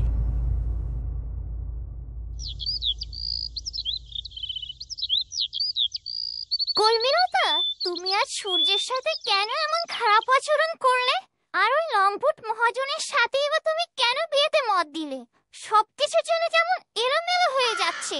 আমি কিছুই বুঝতে পারছি না এরপরে কি হতে চলেছে। তবে তুমি একদমই ঠিক কাজ করোনি কলমিলতা। এই বিয়েতে মতটা দেওয়া হয়তোবা তোমার উচিত হয়নি। কি করব বলো রাঙ্গুলি? আমি কত আশা নিয়ে মানুষ রূপে ফিরেছিলাম এই বাড়িতে, তবে সমাজের মানুষগুলো আমাকে ভালোভাবে মেনে নিল না। এদিকে উল্টো আমার পরিবারকে কত কথা শুনতে হচ্ছে রোজ। আমি পরিবারে এসে তাদেরকে অপমান ছাড়ার কি বা দিতে পেরেছি? তাই আমি ভেবেছি এই বিয়েতে যদি আমি মত দিই তাহলে সবার মুখটা বন্ধ হবে, আর আমার পরিবার সমাজে মাথা উঁচু করে চলতে পারবে, আর কেউ কথা শোনাতে পারবে না। শুধু কি এই একটাই কারণ কলমিলতা এই বিয়েতে রাজি হওয়ার? তুমি আমাকে না বললেও আমি কিন্তু ঠিকই জেনে গিয়েছি তুমি সূর্যকে মনে মনে ভালোবেসে ফেলেছো, আর এই বিষয়টা তোমাকে কষ্ট দিচ্ছে। ওকে তুমি বলে দিচ্ছ না কেন কলমিলতা? আমার মনে হয় সূর্যও তোমাকে মনে মনে পছন্দ করে। কাল জন্মদিনে ও তোমার দিকে একদম অপরূপ দৃষ্টিতে তাকিয়েছিল তো তাকিয়েছিল। তোমাকে কি করে বলে রাঙ্গুলি? সূর্য আমার দিকে নয়, সূর্য কবিতার দিকে তাকিয়েছিল, আর তার প্রমাণ আমি নিজের চোখে দেখেছি। নিজের চোখকে নিজের কানকে কি করে অবিশ্বাস করি?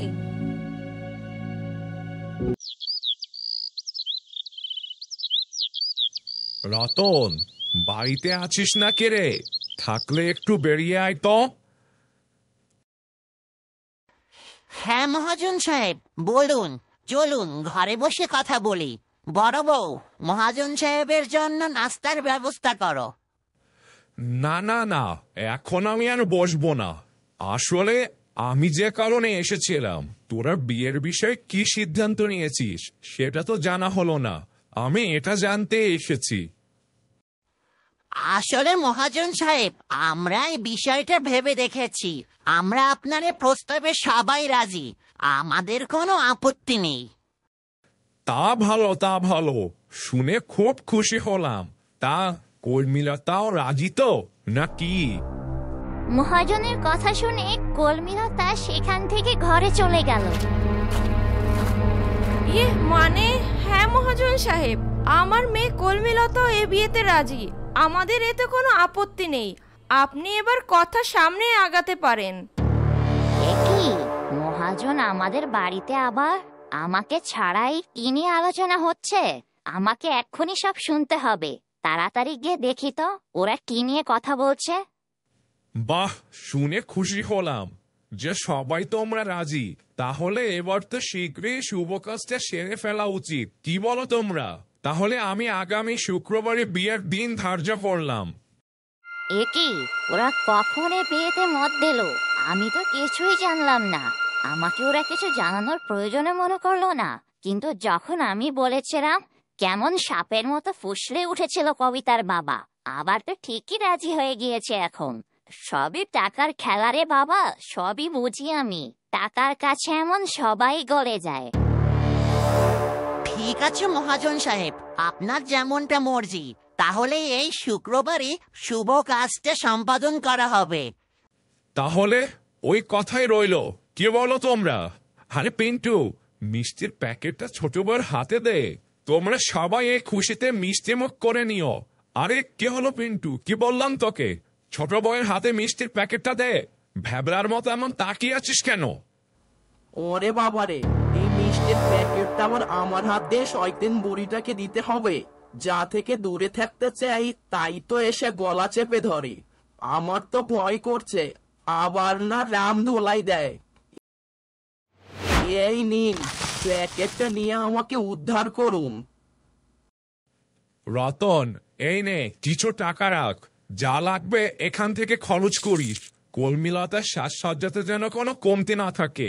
যা লাগবে আমি দেব। তাহলে তোমরা সবাই এবার মিষ্টিমুখ করে নিও। আমি গেলাম, আমার আবার এখনই গিয়ে বিয়ের তোড়জোড় শুরু করতে হবে।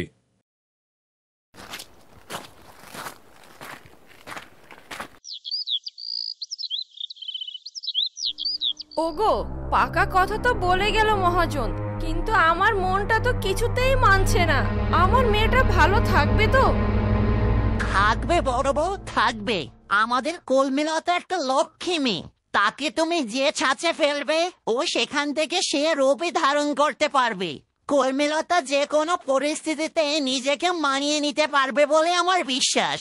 আর মহাজনের তো এখন বাড়িতে কোনো বউ সন্তানও নেই। একটা মেয়ে ছিল, তারও বিয়ে হয়ে গিয়েছে। আমাদের মেয়ে ভালোই থাকবে, তুমি দেখে নিও। আমি তাহলে এবার একটু বাজারে গেলাম, অনেক কিছু কেনাকাটা করতে হবে যে।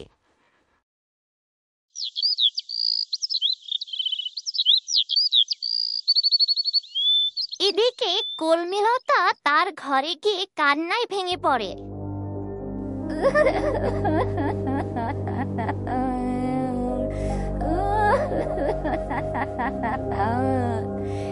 এসব কি হয়ে গেল?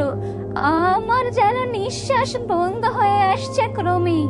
হায় কপাল, কে আছে আমার ভাগ্যে? কি করব আমি? হায় কপাল, ওই লোকটার সাথে কিভাবে থাকবো আমি? এটা ভেবেই তো আমার বুকটা কেমন কেঁপে উঠছে। আমার যে সূর্যের কথা খুব মনে পড়ছে। আমার মনটা যে ওর কাছেই পড়ে আছে।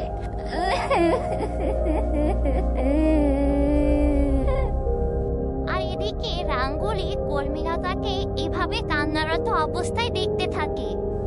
আমার জন্মটাই ছিল একটা অভিশাপ। আমার মতো অপয়াদের মনে স্বপ্ন কেন আসে? আমার মতো অপয়াদের স্বপ্ন দেখা যে বারণ।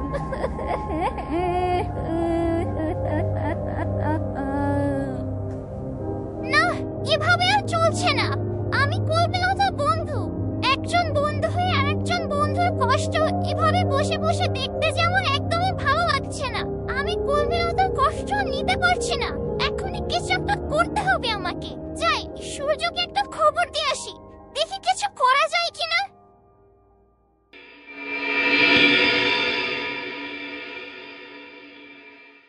পুরনো দিনগুলোর কথা আজ খুব মনে পড়ছে। যেদিন কলমিলতার সাথে প্রথমবার পরিচিত হলাম, সেদিনের আমি আর আজকের আমির মধ্যে কত তফাৎ যে আমি কিনা কোনোদিনও কাউকে নিয়ে এত মাথা ঘামাইনি, কাউকে কোনোদিনও এত অনুনয় বিনয় করে কথা বলিনি। সে আমি কিনা আজ কলমিলতার কাছে এত অনুনয় বিনয় করলাম, এত অনুরোধ করলাম, তারপরেও কিনা সেখানে মূল্য পেলাম না। কি হবে সত্যি যদি লোকটার সাথে কলমিলতার বিয়ে হয়ে যায়?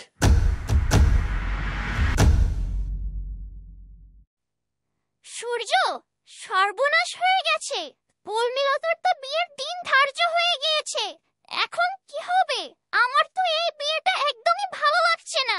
কলমিলতা তো একদমই কান্নায় ভেঙে পড়েছে যখনই শুনেছে ওর বিয়ের দিন ধার্য হয়ে গিয়েছে।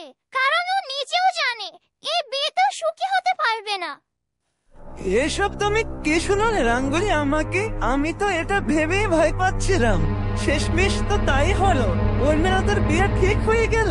রাঙ্গুলি, উর্মিলতা জেনে শুনে বুড়ো লোকটাকে কেন বিয়ে করতে রাজি হলো? ওর কিসের এত তাড়া?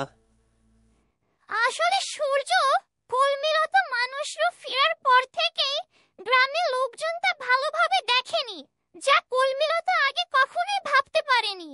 আর ওদের অনেক দেনা পাওনা জমে গিয়েছে মহাজনের কাছে, তাই কলমিলতা সব দিকটা ভেবেই এই বিয়েতে বাধ্য হয়ে রাজি হয়েছে। আর তাছাড়া তুমিও তো কলমিলতাকে ভালোই। হায় হায়, আমি কি বলতে যাচ্ছিলাম ভুল করে। যদি মুখ ফুসকে সব বের হয়ে যেত, কলমিলতা তো আমাকে এই বিষয়ে সূর্যের সাথে কথা বলার কোনো অনুমতি দেয়নি। রাঙ্গুলি, তুমি কি বলতে গেলে হঠাৎ করে? কি বলতে গিয়ে থেমে গেলে? বলো না কি বলতে চেয়েছিলে। এত কি ভাবছো বলো তো? না না না সূর্য, ও কিছু নয়। আমি ভাবছি কলমিলতা তার পুরো জীবনটাই কত কষ্ট করে গেল শুধু, তাই না বলো? জীবনে একটা সুখের মুখ দেখতে পেল না বেচারি মেয়েটা। ওর জন্য কি করা যায় বলো তো? রাঙ্গুলি, আমি শুরু থেকেই চাইনি ওই লম্পট মহাজনের সাথে কলমিলতার বিয়ে হোক। আমি চাও ভালো থাকুক। চলো আমরা দুজন বেরিয়ে পড়ি।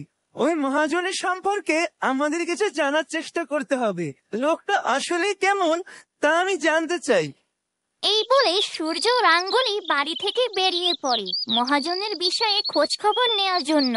ও দিকে দিকে লোকজনের কাছে ওই মহাজনের সম্পর্কে জানার চেষ্টা করে।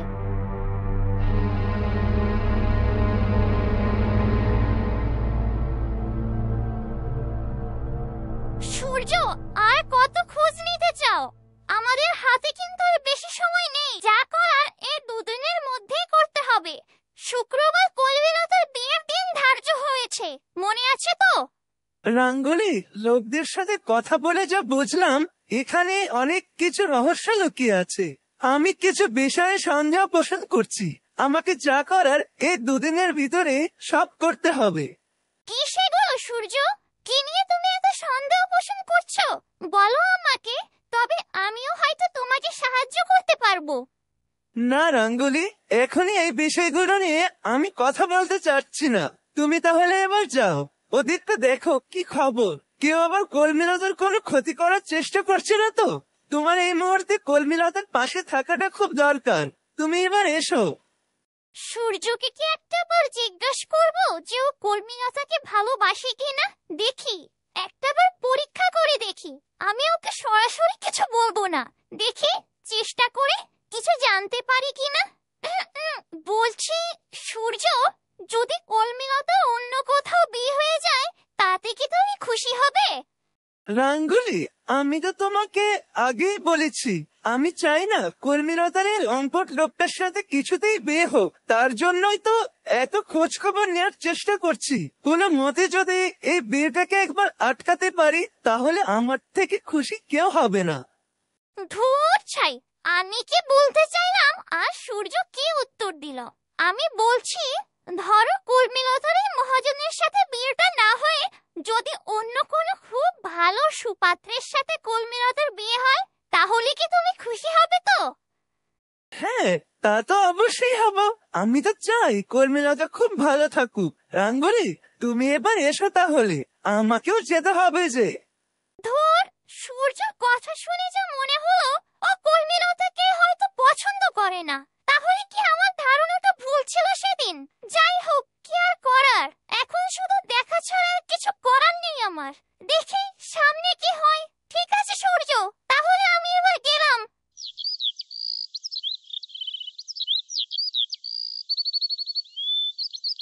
আমাকে এবার ওই মহাজনের সম্পর্কে আরো গভীরভাবে খোঁজ নিতে হবে।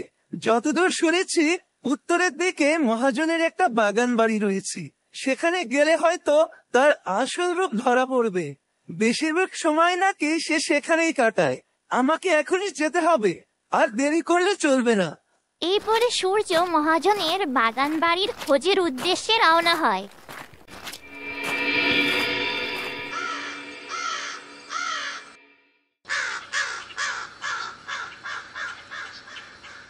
দেখেছিস পিন্টু, বলেছিলাম না ওই কলমিলতাকে আমি বিয়ে করেই ছাড়বো। আমার চোখ যেদিকে যায় সেটাকে আমি আমার নিজের করেই ছাড়ি। দেখলি তো টাকা দিয়ে কিভাবে সব নিজের করে নিতে হয়। টাকা দেখলে কাঠের পুতুলও হাঁ করে।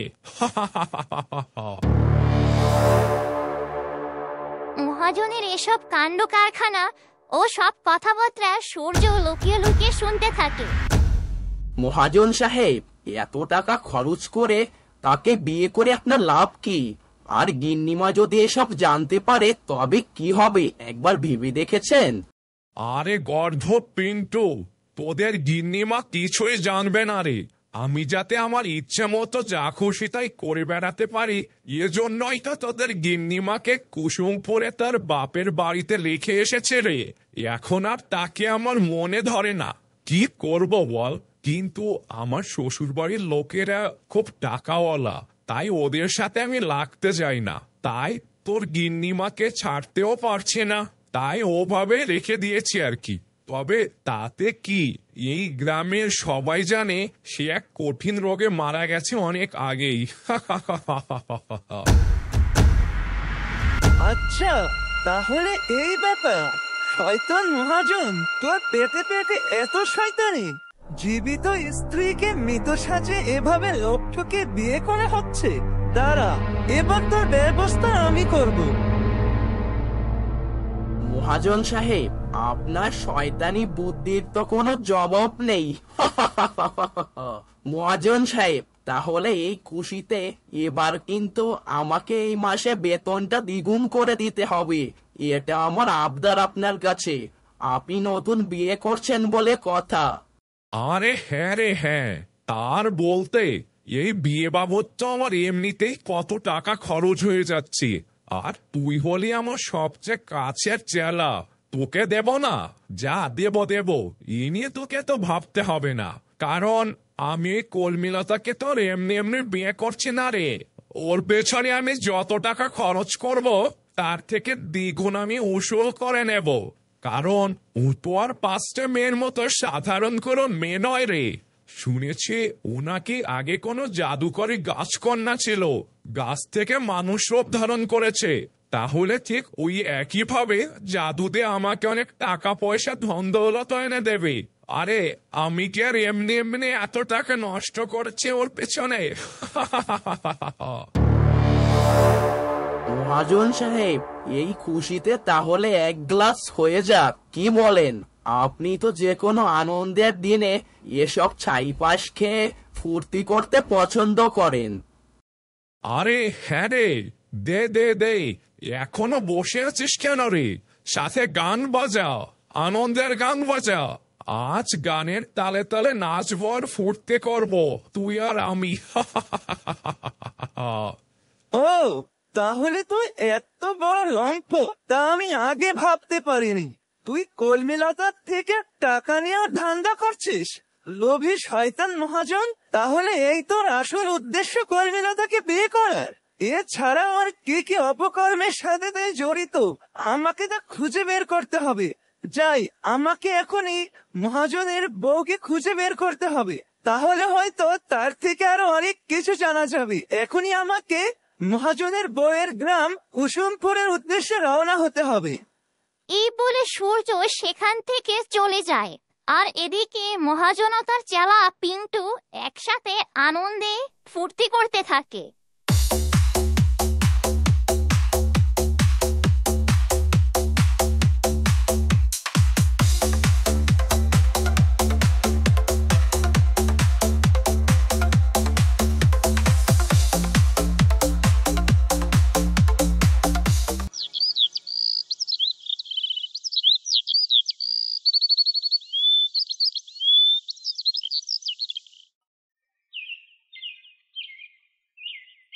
বড় বউ, এই ধরো, দেখো কত বাজার ঘাট করে নিয়ে এসেছে আজ। আজ ভালো করে রান্না করো। মেয়েটা তো আমাদের 2 দিন পর চলেই যাবে, ওকে একটু ভালো করে রান্না বান্না করে খাইও। এটা ভেবেই তো আমার কষ্ট হচ্ছে গো। মেয়েটাকে কতদিন পরে কাছে পেলাম, কিন্তু বেশি দিন নিজের কাছে ধরেও যে রাখতে পারলাম না। এই সমাজের মানুষের যন্ত্রণায়। যাই হোক, তুমি কি শুধু এইসব বাজারই করে এনেছো? আমার কলমিলতার জন্য শাড়ি কাপড় দেখে কিছুই আনোনি? এগুলোরও তো দরকার ছিল। কে বলেছে আনিনি বড় বউ? এই ব্যাগে কর্মীলতার জন্য কিছু শাড়ি আর কাচের চুড়ি এনেছি। এগুলো দিয়ে কর্মীলতাকে কাল রাজকন্যার মতো করে সাজিয়ে দিও। আমি ভাবছি মেয়েটার যদি একটু গায়ে হলুদ দেওয়া যায় কেমন হয় বলো তো? আমরা নিজেরা একটু ঘরোয়া ভাবে যদি একটু আয়োজনের ব্যবস্থা করি তাহলে মেয়েটাও হয়তো বা খুশি হবে। আর কিছুই যদি না করি হয়তো ভাববে আমরা ওকে বিদায় দেওয়ার জন্য একদম পাগল হয়ে আছি। হ্যাঁ, এটা তুমি খারাপ বলনি, ভালোই বলেছো। আর কবিতাও কোনো অনুষ্ঠান দেখলে খুব খুশি হয়ে যায় জানো তো। ভালোই হবে, কষ্টের মাঝেও যদি একটু আনন্দ করে কষ্টটাকে ভুলে থাকতে পারি তাই বা কম কিসের। কাল তাহলে আমি বনমালীর থেকে কিছু কাঁচা ফুল নিয়ে আসবো, কি বলো? তা দিয়ে কলমিলতাকে সুন্দর করে সাজাবে। মহাজন কি বললো শুনলে না? টাকা যা লাগবে লাগুক, আমরা যেন মন খুলে খরচ করি। কলমিলতার সাজসজ্জাতে যেন কোনো কমতি না পড়ে। আমাদের তো এখন মহাজনের খুশির দিকটাও ভাবতে হবে, তাই না বলো গিন্নি? মেয়েটার উপর তো এখন আমাদের পূর্ণ অধিকার নেই। ওগো, এভাবে বলো না তো। এসব ভাবলেই বুকটা কেমন যেন চিনচিন করে ওঠে আমার। আমি তো চাই যাই হোক দিন শেষে যেন আমার মেয়েটা একটু শান্তিতে থাকতে পারে, তাহলেই আমি খুশি। চলো একবার গিয়ে দেখে আসি তো মেয়েটা কি করছে। জানো, আজ সারাদিন মেয়েটাও কিছুই মুখে দেয়নি, মন খারাপ করে ঘরের এক কোনায় গিয়ে বসে আছে। কি বলো বড় বউ এসব? কলমিলতা ঠিক মতো খাওয়া দাওয়া করছে না, আর তুমিও গিয়ে একটু মেয়েটার মুখে কিছু দিলে না? বলেছি তো কতবার, শুধু বলে খাবারটা রেখে যাও, আমি ঠিক সময় মতো খেয়ে নেব। যাই, আমি কি একবার দেখে আসি ও কি করছে। চলো আমিও যাব তোমার সাথে। মেয়েটা আসার পর থেকে সময় করে ওভাবে ওর সাথে কথা বলার সুযোগ পেলাম না। আর যখনই ওর প্রতি আমার এই কঠিন মনটা একটু নরম হলো তখনই দেখো পরের বাড়িতে যাওয়ার সময় হয়ে গিয়েছে। সে যাই হোক, এবার চলো দেখে আসি মেয়েটা কি করছে এখন। এই বলে ওরা কলমিলতার ঘরের দিকে যায়। আর এদিকে রাঙ্গুলি মাত্র তখন বাড়ি ফিরে কলমিলতার কাছে যায়। কি ব্যাপার রাঙ্গুলি, তুমি কোথায় ছিলে সারাদিন? কোথাও যে তোমাকে খুঁজে পেলাম না। আমাকে তো বলেও যাওনি কোথায় গিয়েছিলে। এরে, কলমিলতাকে সত্যটা বলা যাবে না যে আমি সূর্যের সাথে ছিলাম এত সময়, তাহলে ও রাগ করতে পারে। মানে কলমিলতা, আমি তো একটু পাশের বনে গিয়েছিলাম খাবার খুঁজতে। ও এই কথা। কেন রাঙ্গুলি, তোমাকে না আমি বলেছিলাম যে তোমার যা খেতে মন চাইবে তুমি বাড়ি থেকেই খাবে, কিন্তু তুমি আমার কোনো কথাই শোনো না। কেন বলো তো? তোমার কি বাড়িতে আপন মনে হয় না?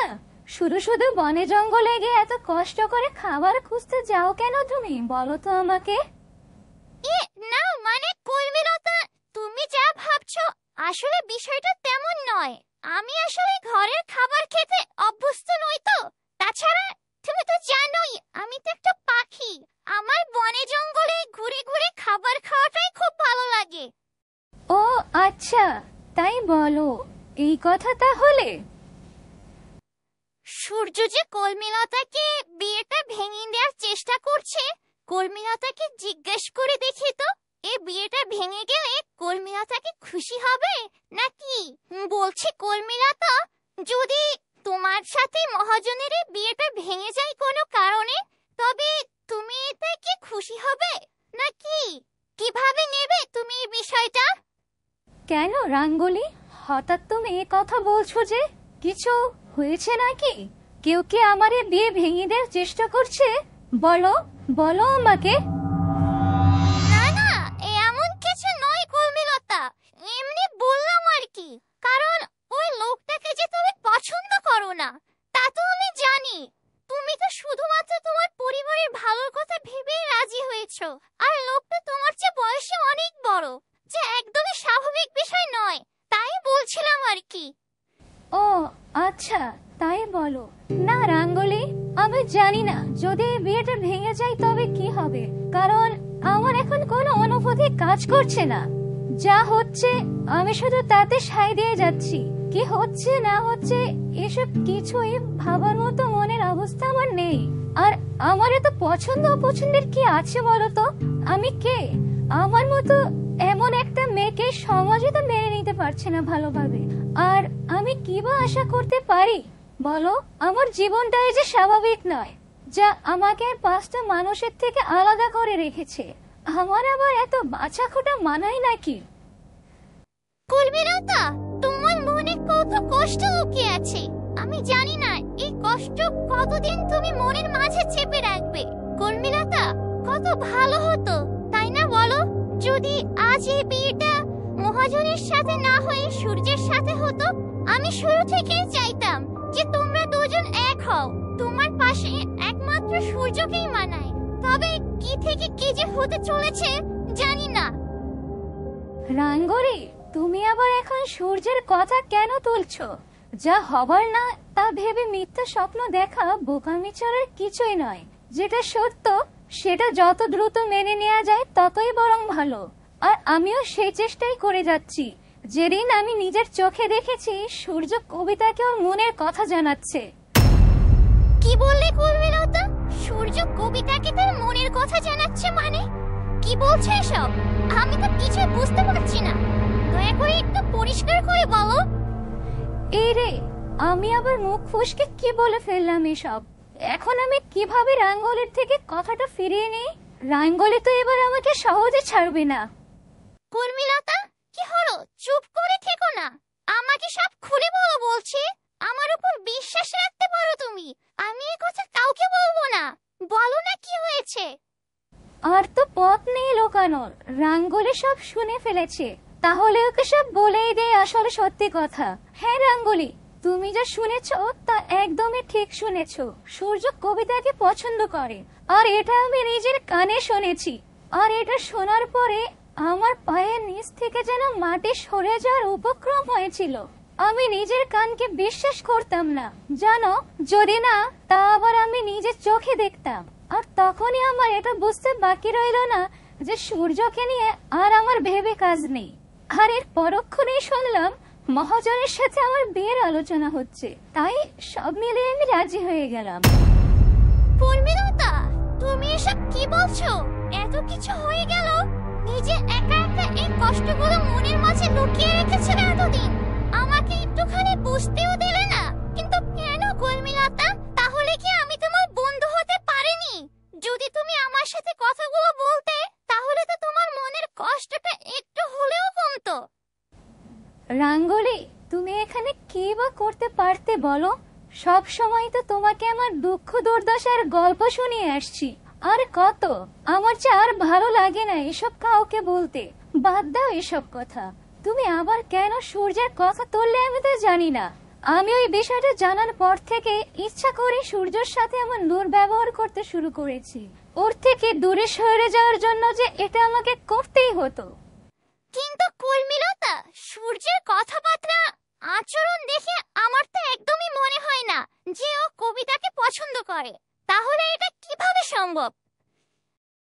সম্ভব সম্ভব, সবই সম্ভব রাঙ্গুলি। তুমি ওকে চেনো না, ও সব পারে। ও একটা বহুরূপী ছদ্মবেশী। ওর চলাফেরা আচার ব্যবহার দেখে তো আমারও মনে হয় না যে ও কবিতাকে পছন্দ করে। তবে আমি তো নিজের চোখে সব দেখে ফেলেছি। চাইলেই তো মনকে মিথ্যা বুঝ দিতে পারি না। কিন্তু কুলবিলতা, আমার মনে হচ্ছে তোমার কোথাও একটা ভুল হচ্ছে। আমরা যা দেখি ও যা শুনি সব সময় কিন্তু আমাদের দেখা জিনিসও সত্যি হয় না।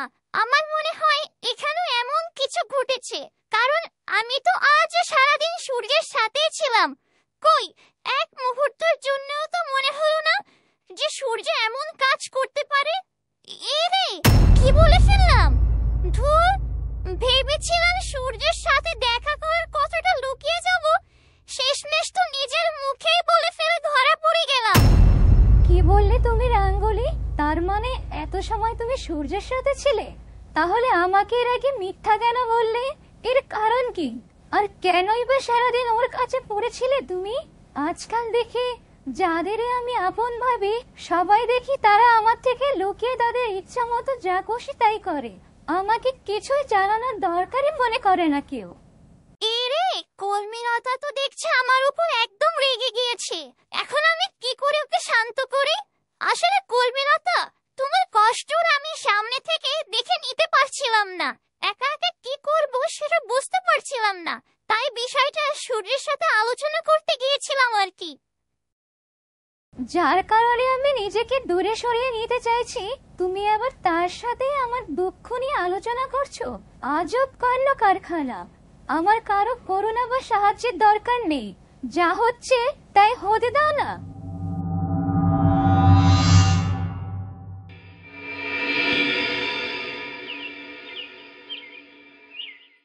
না না, আমি কিছুতে এটা হতে দেব না। কর্মীলতাকে আমি এই দুদিনের মধ্যেই ওই লম্পট মহাজনের সাথে বিয়ের ফাঁদ থেকে বাঁচাবো। কর্মীলতা যতই আমাকে এড়িয়ে চলুক না কেন, যতই অপমান তুচ্ছ তাচ্ছিল্য করুক না কেন, আমি আমার কাজে অটল থাকবই। কালে আমি কুসুমপুর যাব। কর্মীলতাকে এই বিয়ে থেকে মুক্ত করার জন্য আমার যা করা লাগে আমি তাই করব। এটাই আমার নতুন চ্যালেঞ্জ।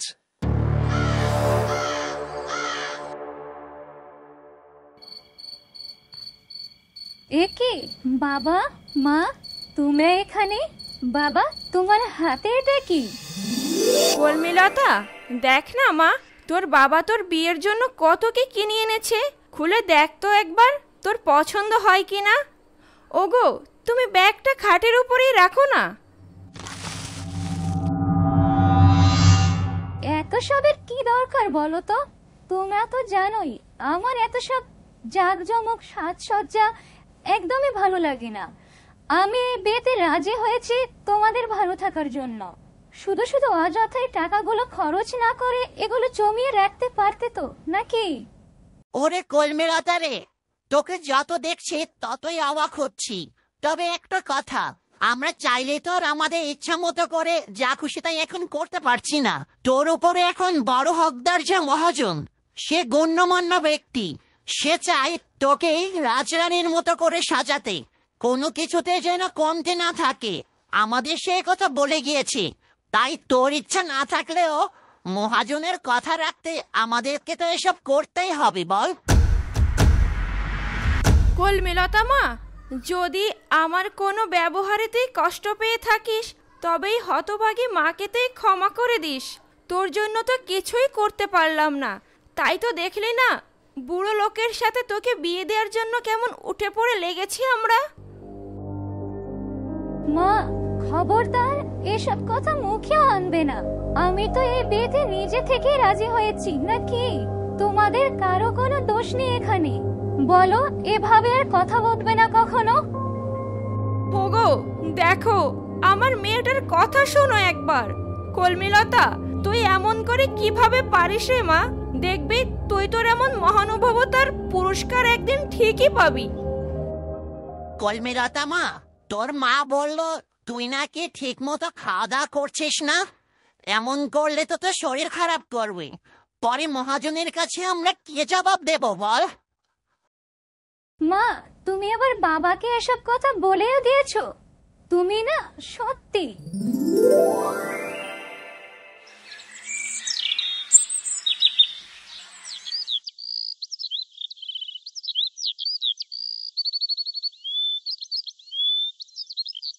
যাই, আমাকে এখনই কুসুমপুরের দিকে যেতে হবে। যেভাবেই হোক এ বিয়ে আমাকে আটকাতেই হবে।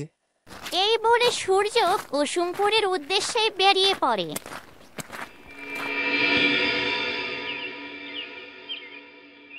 অনেকটা পথ তো এলাম, কাউকে একটু জিজ্ঞাসা করি। এভাবে খুঁজতে বেশ কষ্ট হচ্ছে। ওই তো একটা লোক এদিকে আসছে, ওনাকে বরং জিজ্ঞেস করা যাক। এরপরে সূর্য লোকটাকে থামিয়ে মহাজনের বইয়ের ঠিকানা জানার চেষ্টা করলো তার থেকে।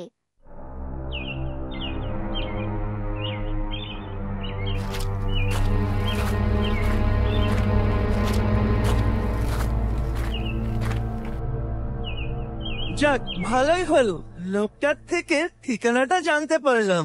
লোকটা বললো সামনে একটা মাঠ, আর ওই মাঠে ওই পারে একটা বড় দালান বাড়ি। তাড়াতাড়ি পা চালায়।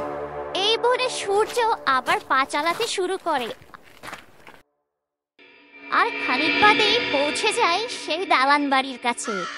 মনে হচ্ছে তো চলে এসেছি। এই তো দালান বাড়িটা, এটাই হবে হয়তো, কারণ শুনেছি এই গ্রামে একটাই বড় দালান বাড়ি আছে। এবার একটা ডাক দেওয়ার পালা। একটা ডাক দিয়ে দেখি ভেতর থেকে কেউ বেরিয়ে আসে কিনা। কেউ কি আছেন বাড়িতে? থাকলে দয়া করে একটু বেরিয়ে আসুন। সূর্যের কথা শুনে একজন মহিলা বাড়ির ভেতর থেকে বেরিয়ে আসে, আর ভাগ্যক্রমে সেই ছিল মহাজনের সহধর্মিনী। আসলে আমি একজনকে খুঁজতে এ বাড়িতে এসেছিলাম। আপনি কি আমাকে দয়া করে রসুলপুর গ্রামের মহাজনের বউয়ের সাথে একটু দেখা করিয়ে দিতে পারেন? শুনেছি এটাই তার বাবার বাড়ি, আর আমার জানা মতে সে এখন এই বাড়িতে আছে। ও হ্যাঁ, বলুন তাহলে। আমি রসুলপুর গ্রামের মহাজনের সহধর্মিনী। তবে আপনি আমাকে কেন খুঁজছেন? আপনাকে তো ঠিক চিনতে পারলাম না। এরপর সূর্য মহাজনের বউয়ের কাছে মহাজনের কুকীর্তি সম্পর্কে সব কথা খুলে বলতে থাকে, আর তার স্বামী সম্পর্কে এসব কুকর্মের কথা শুনে তার মুখটা মুহূর্তে মলিন হয়ে যায়।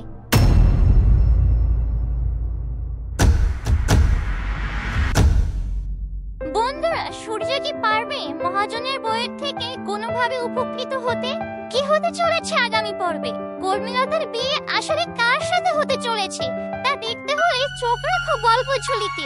আর ভিডিওটি ভালো লাগলে বেশি বেশি লাইক, কমেন্ট ও সাবস্ক্রাইব করে গল্পঝুলির সাথেই থাকো।